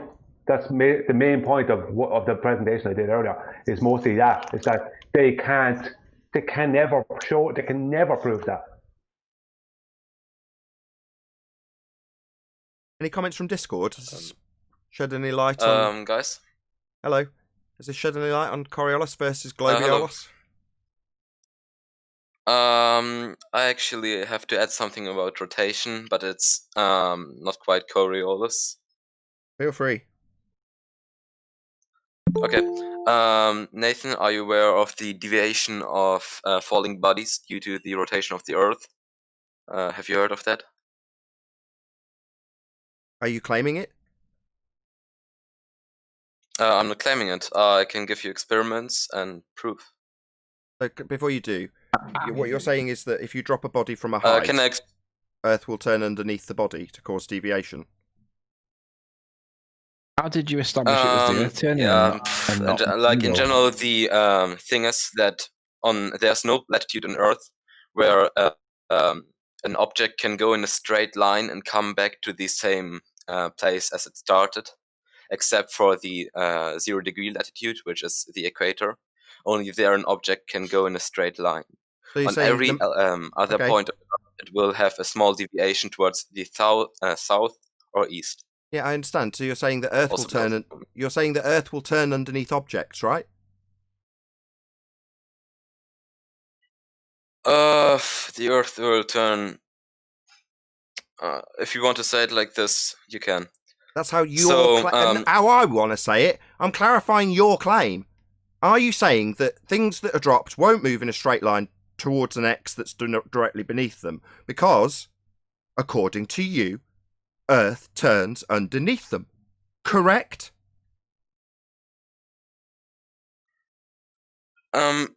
Actually, this object still has the one vector, and because of the Earth rotating, like I said before, there's no straight line except for the equator, where you can go and come back to the same point. You always have to go either a bit north or south to correct that circle, and that's why the object keeps moving on its path, and you moves away from its original path, like falling down. Because Earth's moving underneath it, right? Yeah, because the Earth is Like so Earth is claimed to be moving underneath a ball that you drop from a height. So therefore, if I launch a drone off the ground, Earth will turn underneath it, right? Nope. What do you mean, no? You've just said if I drop a ball, Earth will turn underneath it, and then you've given me a long explanation about how Earth will turn underneath it without actually saying it. I've got clarity that you're saying Earth turns underneath stuff that's not attached, like a ball dropped. Then I say, what about a drone that's not attached? And you say no. The thing with drones is that you can't measure it so good. Oh, I see. So with a drone that's in the air for a substantial period of time, Earth wouldn't be measurable turning underneath it. Wouldn't it be a much bigger value if it's in the air for a longer time?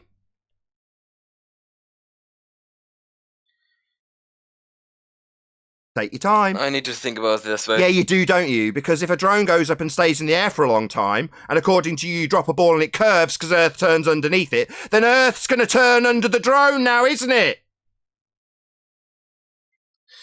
But the problem with the... What do you mean, but the drone? Earth would be turning under the drone also, then, wouldn't it? Yes, Nathan, is what you need to say.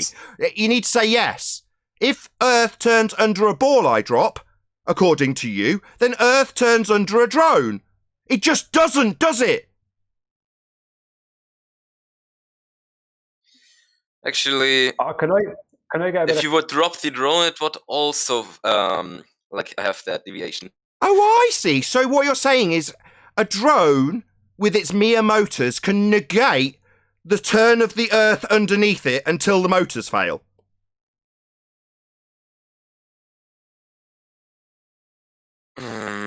Yes, nonsense, you stupid idiot.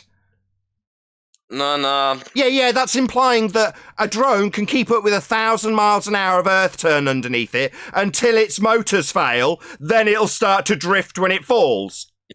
No, it still has... Yeah, that's what it'd have to do. It'd have to keep up with 1,000 miles an hour turn of the Earth on the equator, only to start drifting when its motors fail, which implies that the motors are keeping up with 1,000 miles an hour. No, it's moving already 1,000 miles per hour. Oh, it's moving already? So if the ball's doing that then, when you drop it, the ball's moving already and it's not drifting, it's moving in a straight path. I said... I mean, yeah, you've told us how it doesn't move in a straight path. Why are you saying yeah? You've just told us very specifically how it doesn't move in a straight path. Now you're saying it retains velocity so it would move in a straight path. Look, the thing is with the ball, if you let it go, it still has the one vector it had at that moment you let it go. And it's in a straight line. And because it's impossible to have a straight line... What, if Earth's turning underneath which it? Ends up... You've said this. I don't need it another time. Except for the equator. I don't need it repeating. Yeah. According to you, it can't have a straight line because Earth's turning underneath the ball when it's dropped. So Earth's turning underneath it. Well, Earth would turn underneath stuff that's not attached then. That would be including, but not limited to, a drone, a football, a sniper's bullet, a hot air balloon, an aeroplane, any of the things that aren't attached anymore would also, like your ball, have Earth turning underneath them. But when I ask you, is Earth turning under a drone, you give me an excuse for why it isn't, after just justifying why a ball has exactly that effect. No, I didn't say it isn't. So why are you talking through me? I'm summarising your double-speak contradiction, where Earth turns under a ball, and then Earth doesn't turn under a drone. That's a contradiction. I didn't say that. Yeah, I said it. I summarised your double-speak contradiction, mate. You just took your opportunity to talk through me during summary, so you didn't listen. Yeah, I know it's cognitively painful to accept that you're describing Earth turning under a ball to negate a straight path according to you without any demonstrations, but according to you, balls don't ever fall straight. So if I drop a bowling ball and a feather in a vacuum chamber, according to you, it'll hit the sides. Yeah, I've got plenty of examples that don't seem to show that though, my friend. Nevertheless, despite your nonsense about balls never being capable of being dropped straight because according to you, Earth turns underneath them, Earth doesn't turn under drones. So that's a contradiction, my friend.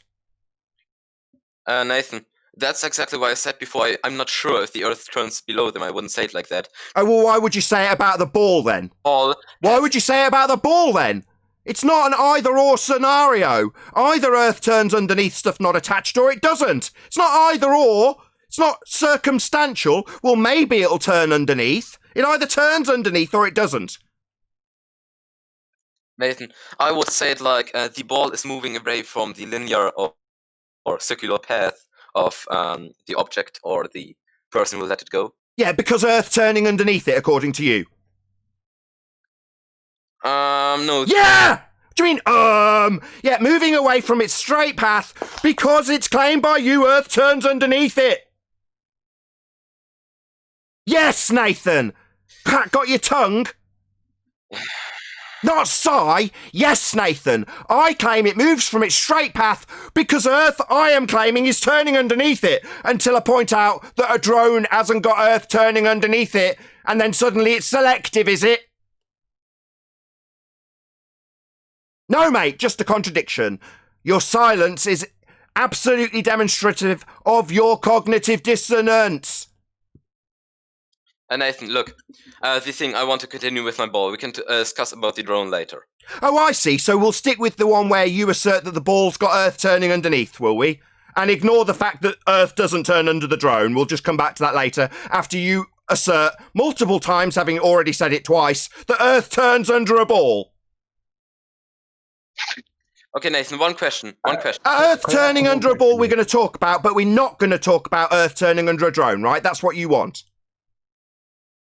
No, Nathan. No, that's what you've just asked for. We'll focus on Earth turning under the ball, and we'll ignore Earth not turning under a drone, because that would leave me in cognitive pain. That's what you've essentially just said.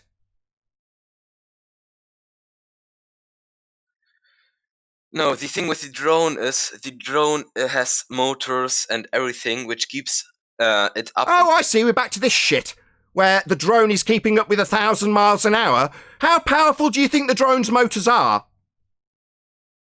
No, the drone is already moving 1,000 miles an hour. Oh, I see. So we've not got any drift then. So the ball's already moving at 1,000 miles an hour then. So the ball's not drifting anymore then. We are also moving it. So the ball's already moving at 1,000 miles an hour then. So the ball's not going to deviate from straight then. Everything is moving at 1,000 miles per hour. So the ball's already moving 1,000 miles an hour, then it is going to move straight because it's already moving at the velocity of the moving platform beneath it. These 1,000 miles per hour. So the ball is already moving 1,000 miles an hour. You seem to be not recognising that your current statement stands in violation of your ball deviating because Earth's moving underneath it. Now we've got the ball retaining 1,000 miles an hour, right? Of course, because it has... Oh, so it's not deviating then. So it stands in complete contradiction of your assertion that Earth would turn underneath it then. If it's retaining 1,000 miles an hour, it's not going to have Earth turning underneath it, you clown. It's a contradiction.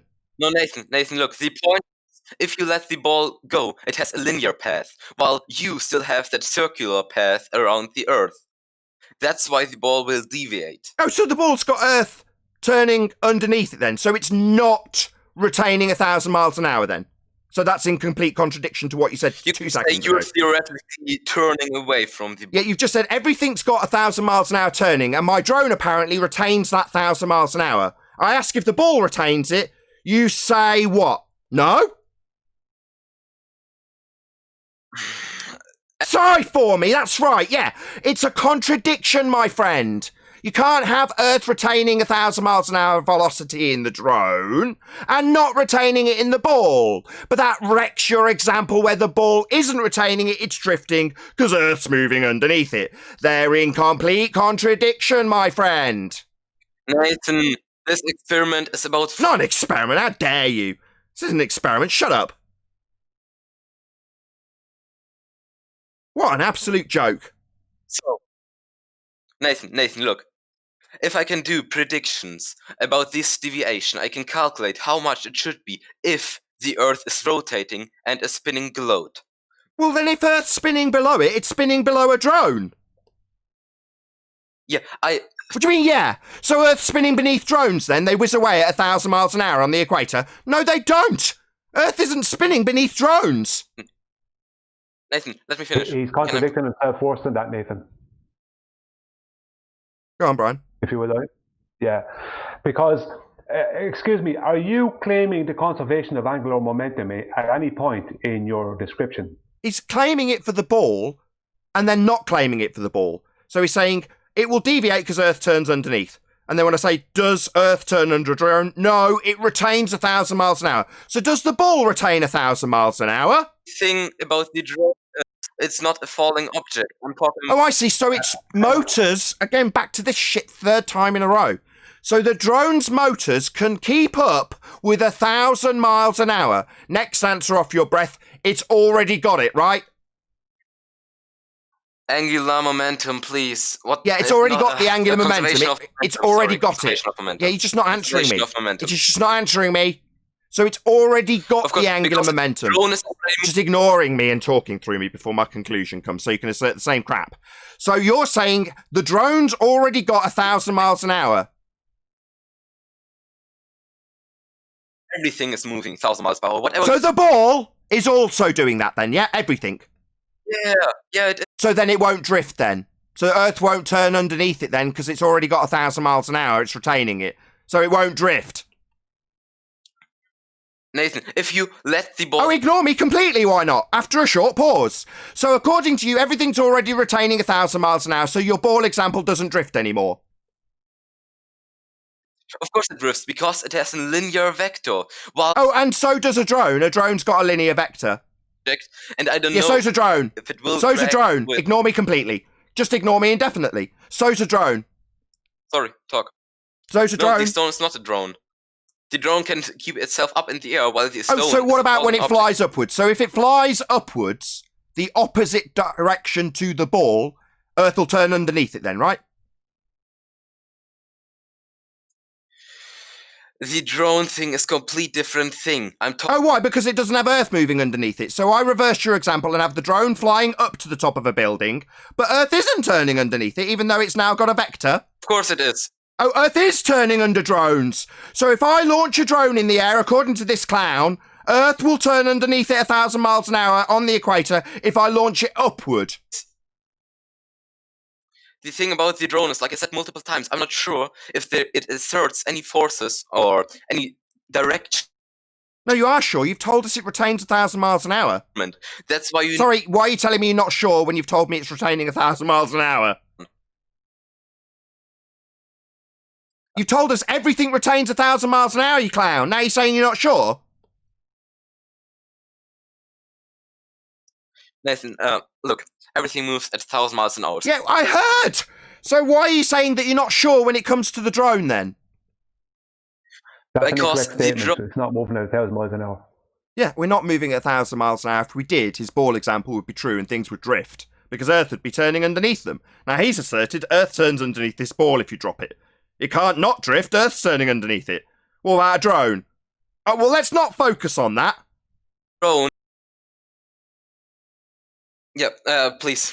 The drone has forces exerted on it. It exerts forces to keep itself up. It has motors and everything. And yeah, you've said that 4 times. So therefore, by implication, you're saying it can negate 1,000 miles an hour turn of the Earth underneath it, because it's got motors. Therefore, drone motors automatically compensate for Earth turning under them at 1,000 miles an hour, according to that statement. No, the thing is, it's not turning it is moving at 1,000 miles per hour. Or And Like the the stone is ball? also moving 1,000 miles per hour. I see. That So the ball is deviation- doing that too then. So therefore, back to the contradiction where the ball is also doing that too then. Because everything's doing it, right? Yeah, but... So the ball doesn't drift then? Because it's automatically got the 1,000 miles an hour still with it then? So it won't deviate because Earth turns underneath it then, you clown. How many times are you going to assert this same contradiction? It's not a contradiction because... Oh, right. So Earth does turn underneath the ball, but Earth also doesn't turn under it because it retains 1,000 miles an hour velocity like everything. That's a complete contradiction, you idiot. Nathan, I'm talking about falling object. You can take an object which is standing still while I'm talking about falling object. Oh, right. So a drone, you're saying if I drop it off the building, Earth will turn underneath it.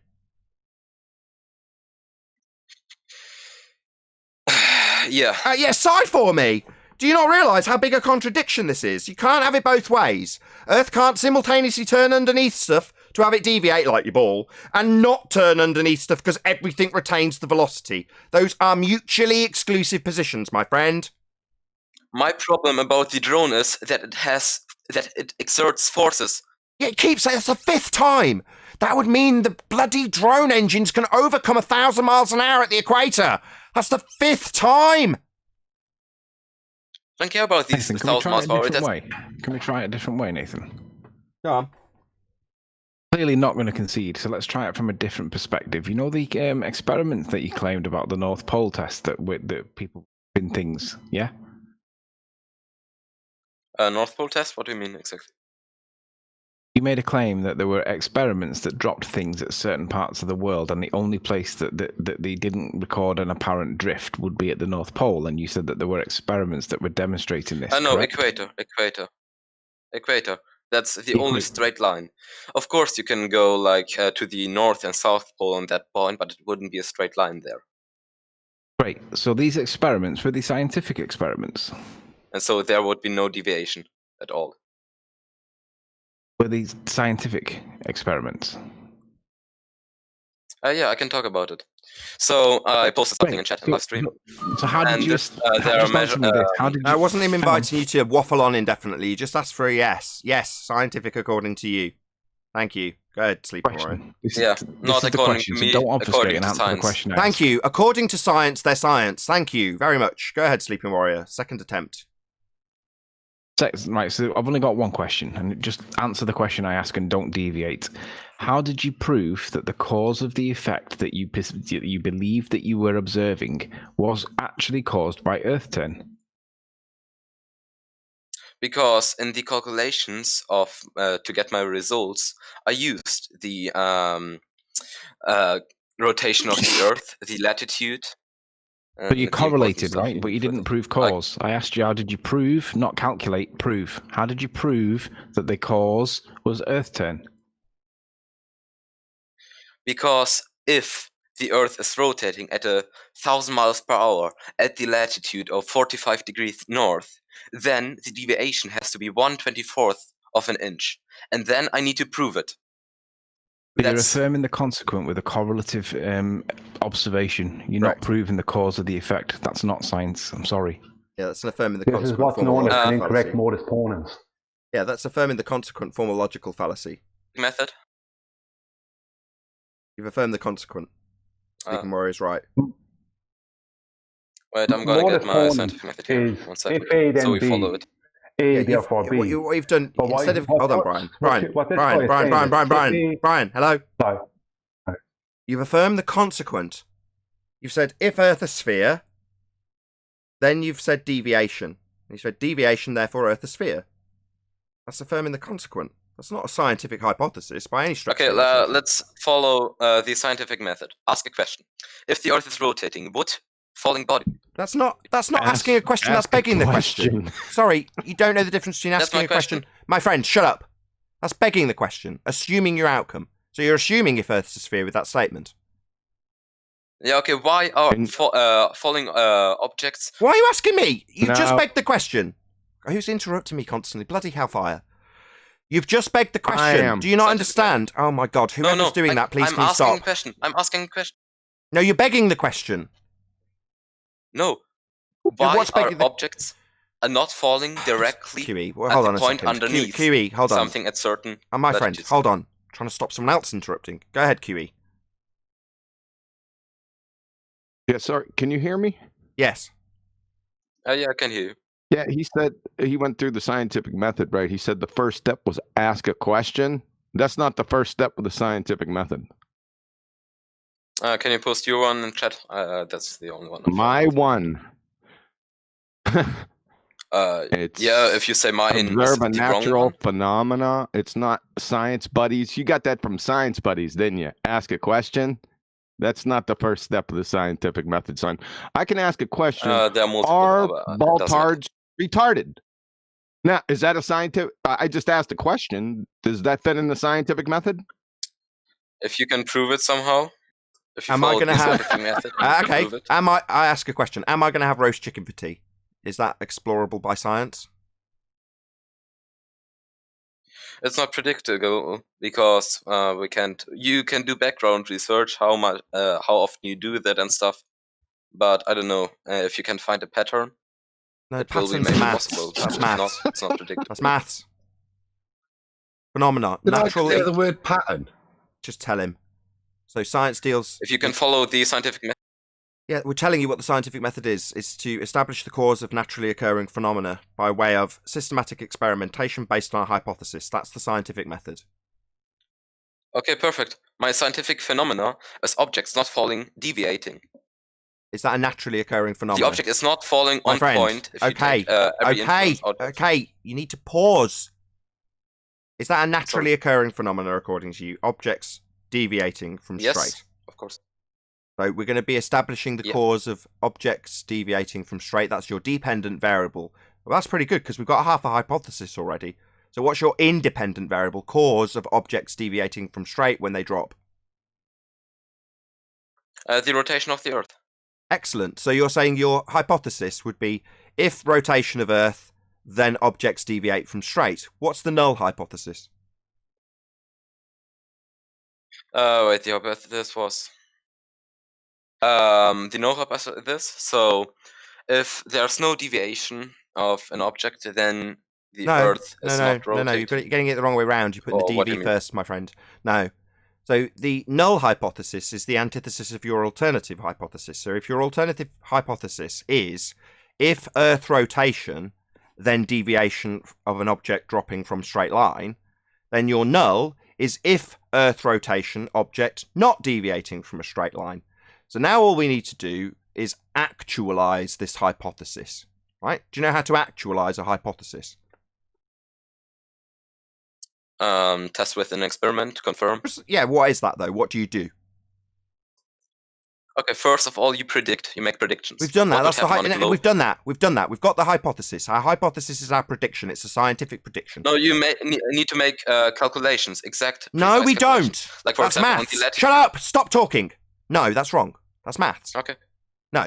To actualize a hypothesis, my friend, you need to shut up and listen because you're clearly ignorant of this. And I'm telling you, not asking you to listen again. So, to actualize a hypothesis, that would be perform an experiment. You vary your presumed cause and see if it causes the effect. Now, the effect, according to you, is the natural phenomena of objects deviating from straight when dropped. And your cause is Earth turn. So, how are we going to vary and manipulate our presumed cause of this effect?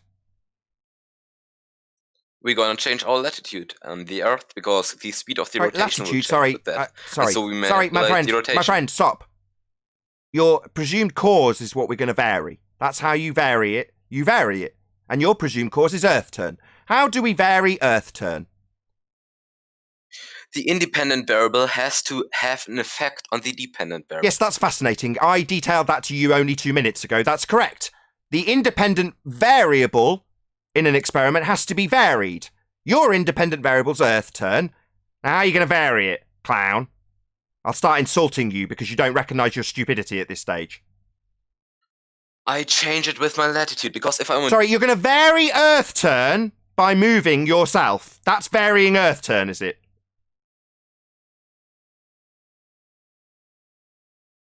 Yeah, your silence is a demonstration of your abject stupidity. You think you can vary Earth turn? Something you're assuming? I don't need to change the rotation. Oh, you don't need to vary a variable? How scientifically illiterate are you? You don't think an independent variable needs varying? Nathan, I think he's one of these guys that thinks he can observe it happening in nature and then correlate it and claim science. Also, the independent... Independent what now? My independent variable can also be the latitude on Earth. It can be a lot of things. Sorry, your Because independent as long as it variable's has an Earth turn. effect on Sorry, the your dependent independent variable.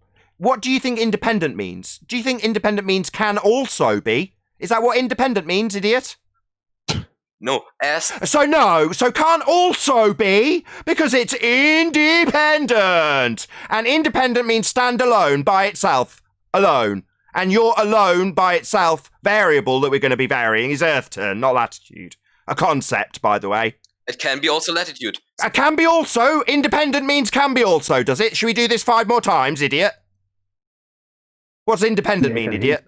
But what does it? Stop interrupting me. G plus, hello. G plus. Hello, idiot. What does independent mean? Does it mean can also be?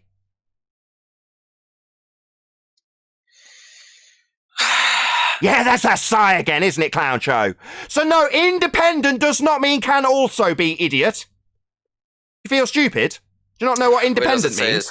Hello, it doesn't mean can also be, idiot. Are you going to acknowledge this, you stupid idiot? Are we going to do this all day, 5 more times? Does it also mean can be latitude, a concept? Or does independent mean independent, idiot?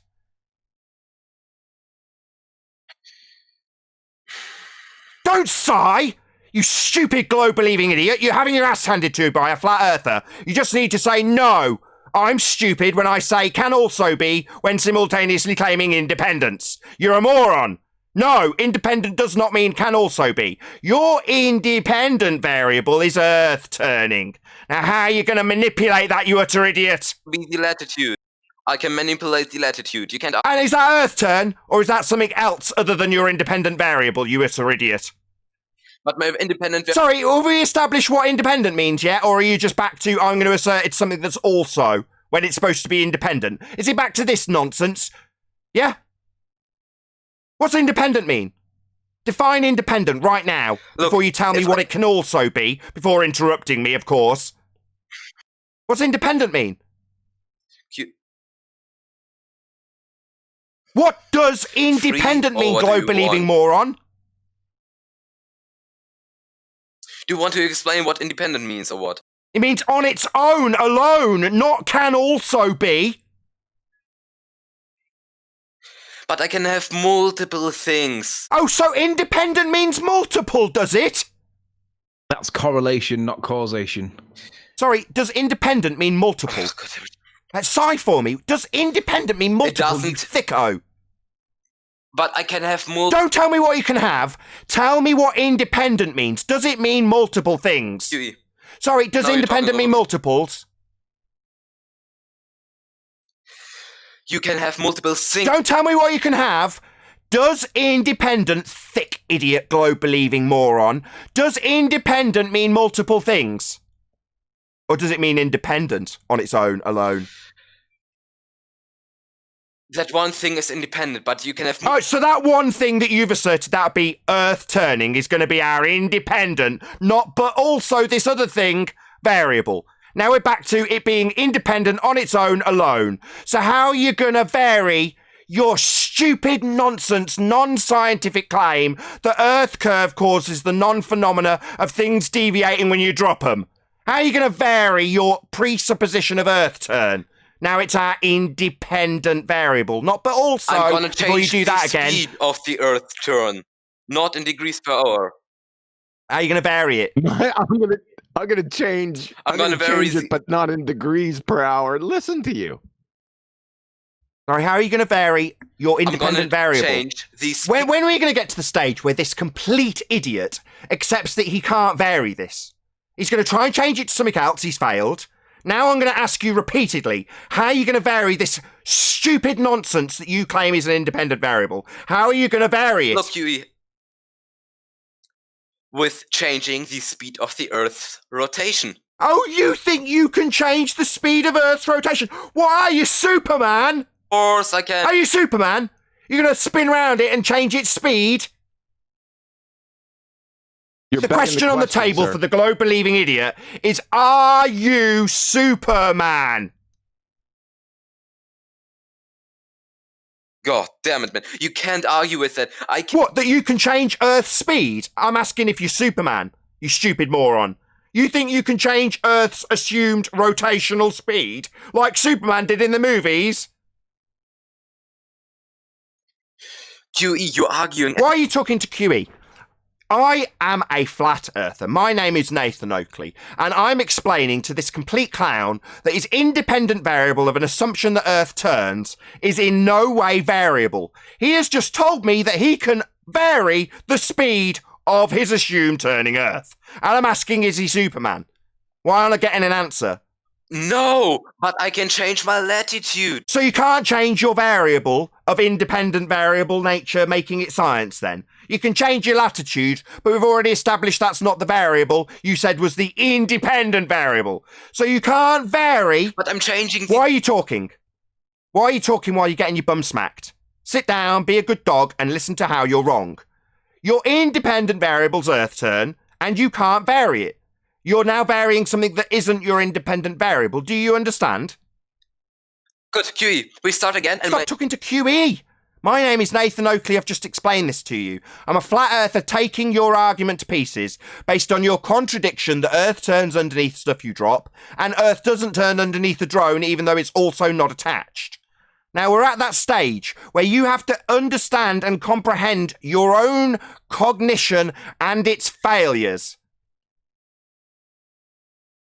But you have also to understand that I have a valid claim. I can take as my independent variable everything which has an effect on the dependent one. Sorry, now the independent variable is everything, is it? Sorry, who's that? Go ahead, whoever that was. If you do that, that makes it correlative, not causative. And we don't deal with correlations in science. We deal with causes. This whole thing is a disaster from the start because he's claiming that his globe model will rotate at different speeds because of latitudes. He's also claiming the conservation. But the thing is, also thinks he's claiming the conservation of angular momentum.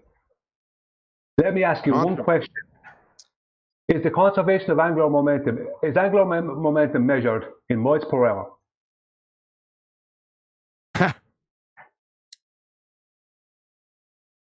The conservation of momentum. Which one? That's actually. God damn it! That's a question. Oh my god! Fucking hell.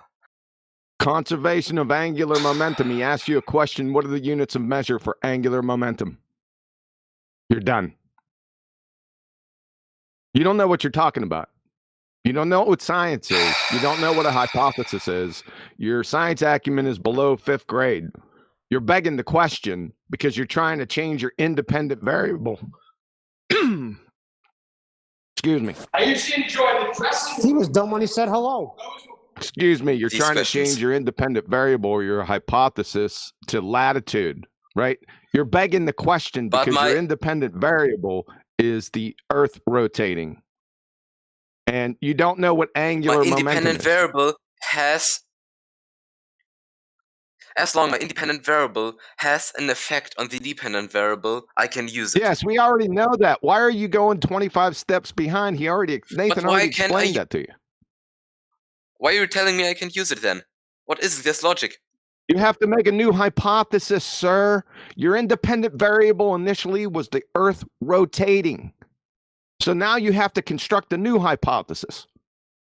What's your new hypothesis? Causing the effect. Latitude causes deviation of item dropped from straight if he changes it to latitude. Right.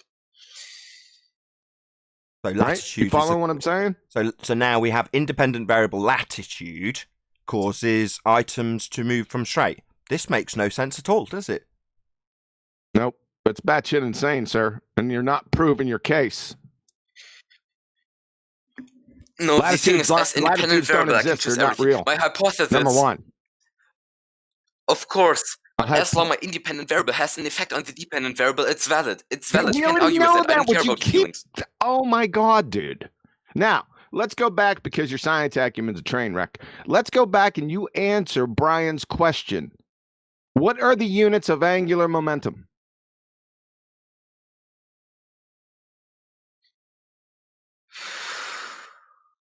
Or angular velocity? Why is that relevant to the conversation, first of all? Say again? You're claiming that there's different speeds at different latitudes. So Brian's question is, what's the qualification for angular speed? What's the unit? God damn it. No. Wait. What's the units for angular momentum? Because he's saying that was conserved. What are the units for angular momentum? Angular velocity is in radians. That's right, in radians per unit time, or degrees per unit time, or mils per unit time. Let me ask you a question, sir. The thing that's leaving the rotating reference frame, is it still rotating? The object that's leaving the rotating frame of reference that you said retained angular momentum, is that thing still rotating? Not the Earth, the thing that left it. The ball in your example, when dropped, is it retaining the velocity? It's over, son. Yeah, it's over. Do you want to share your pain? That argument. Please.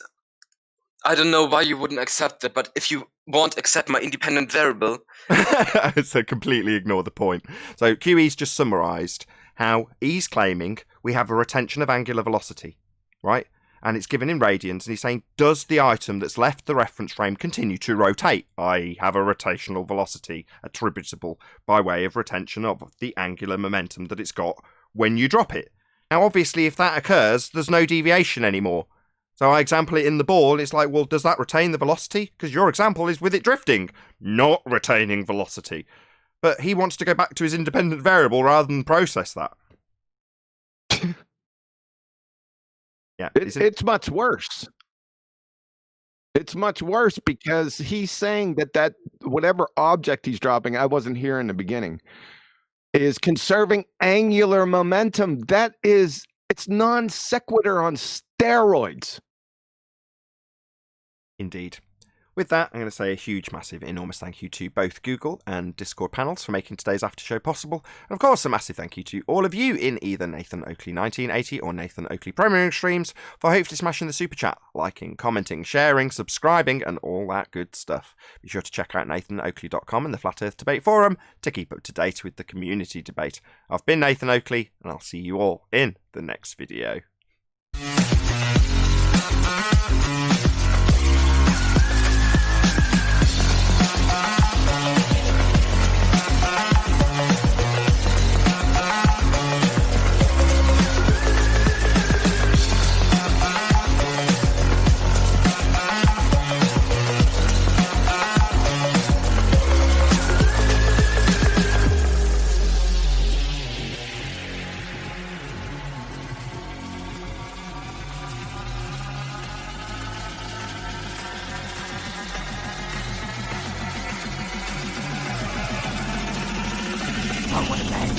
What a lovely day!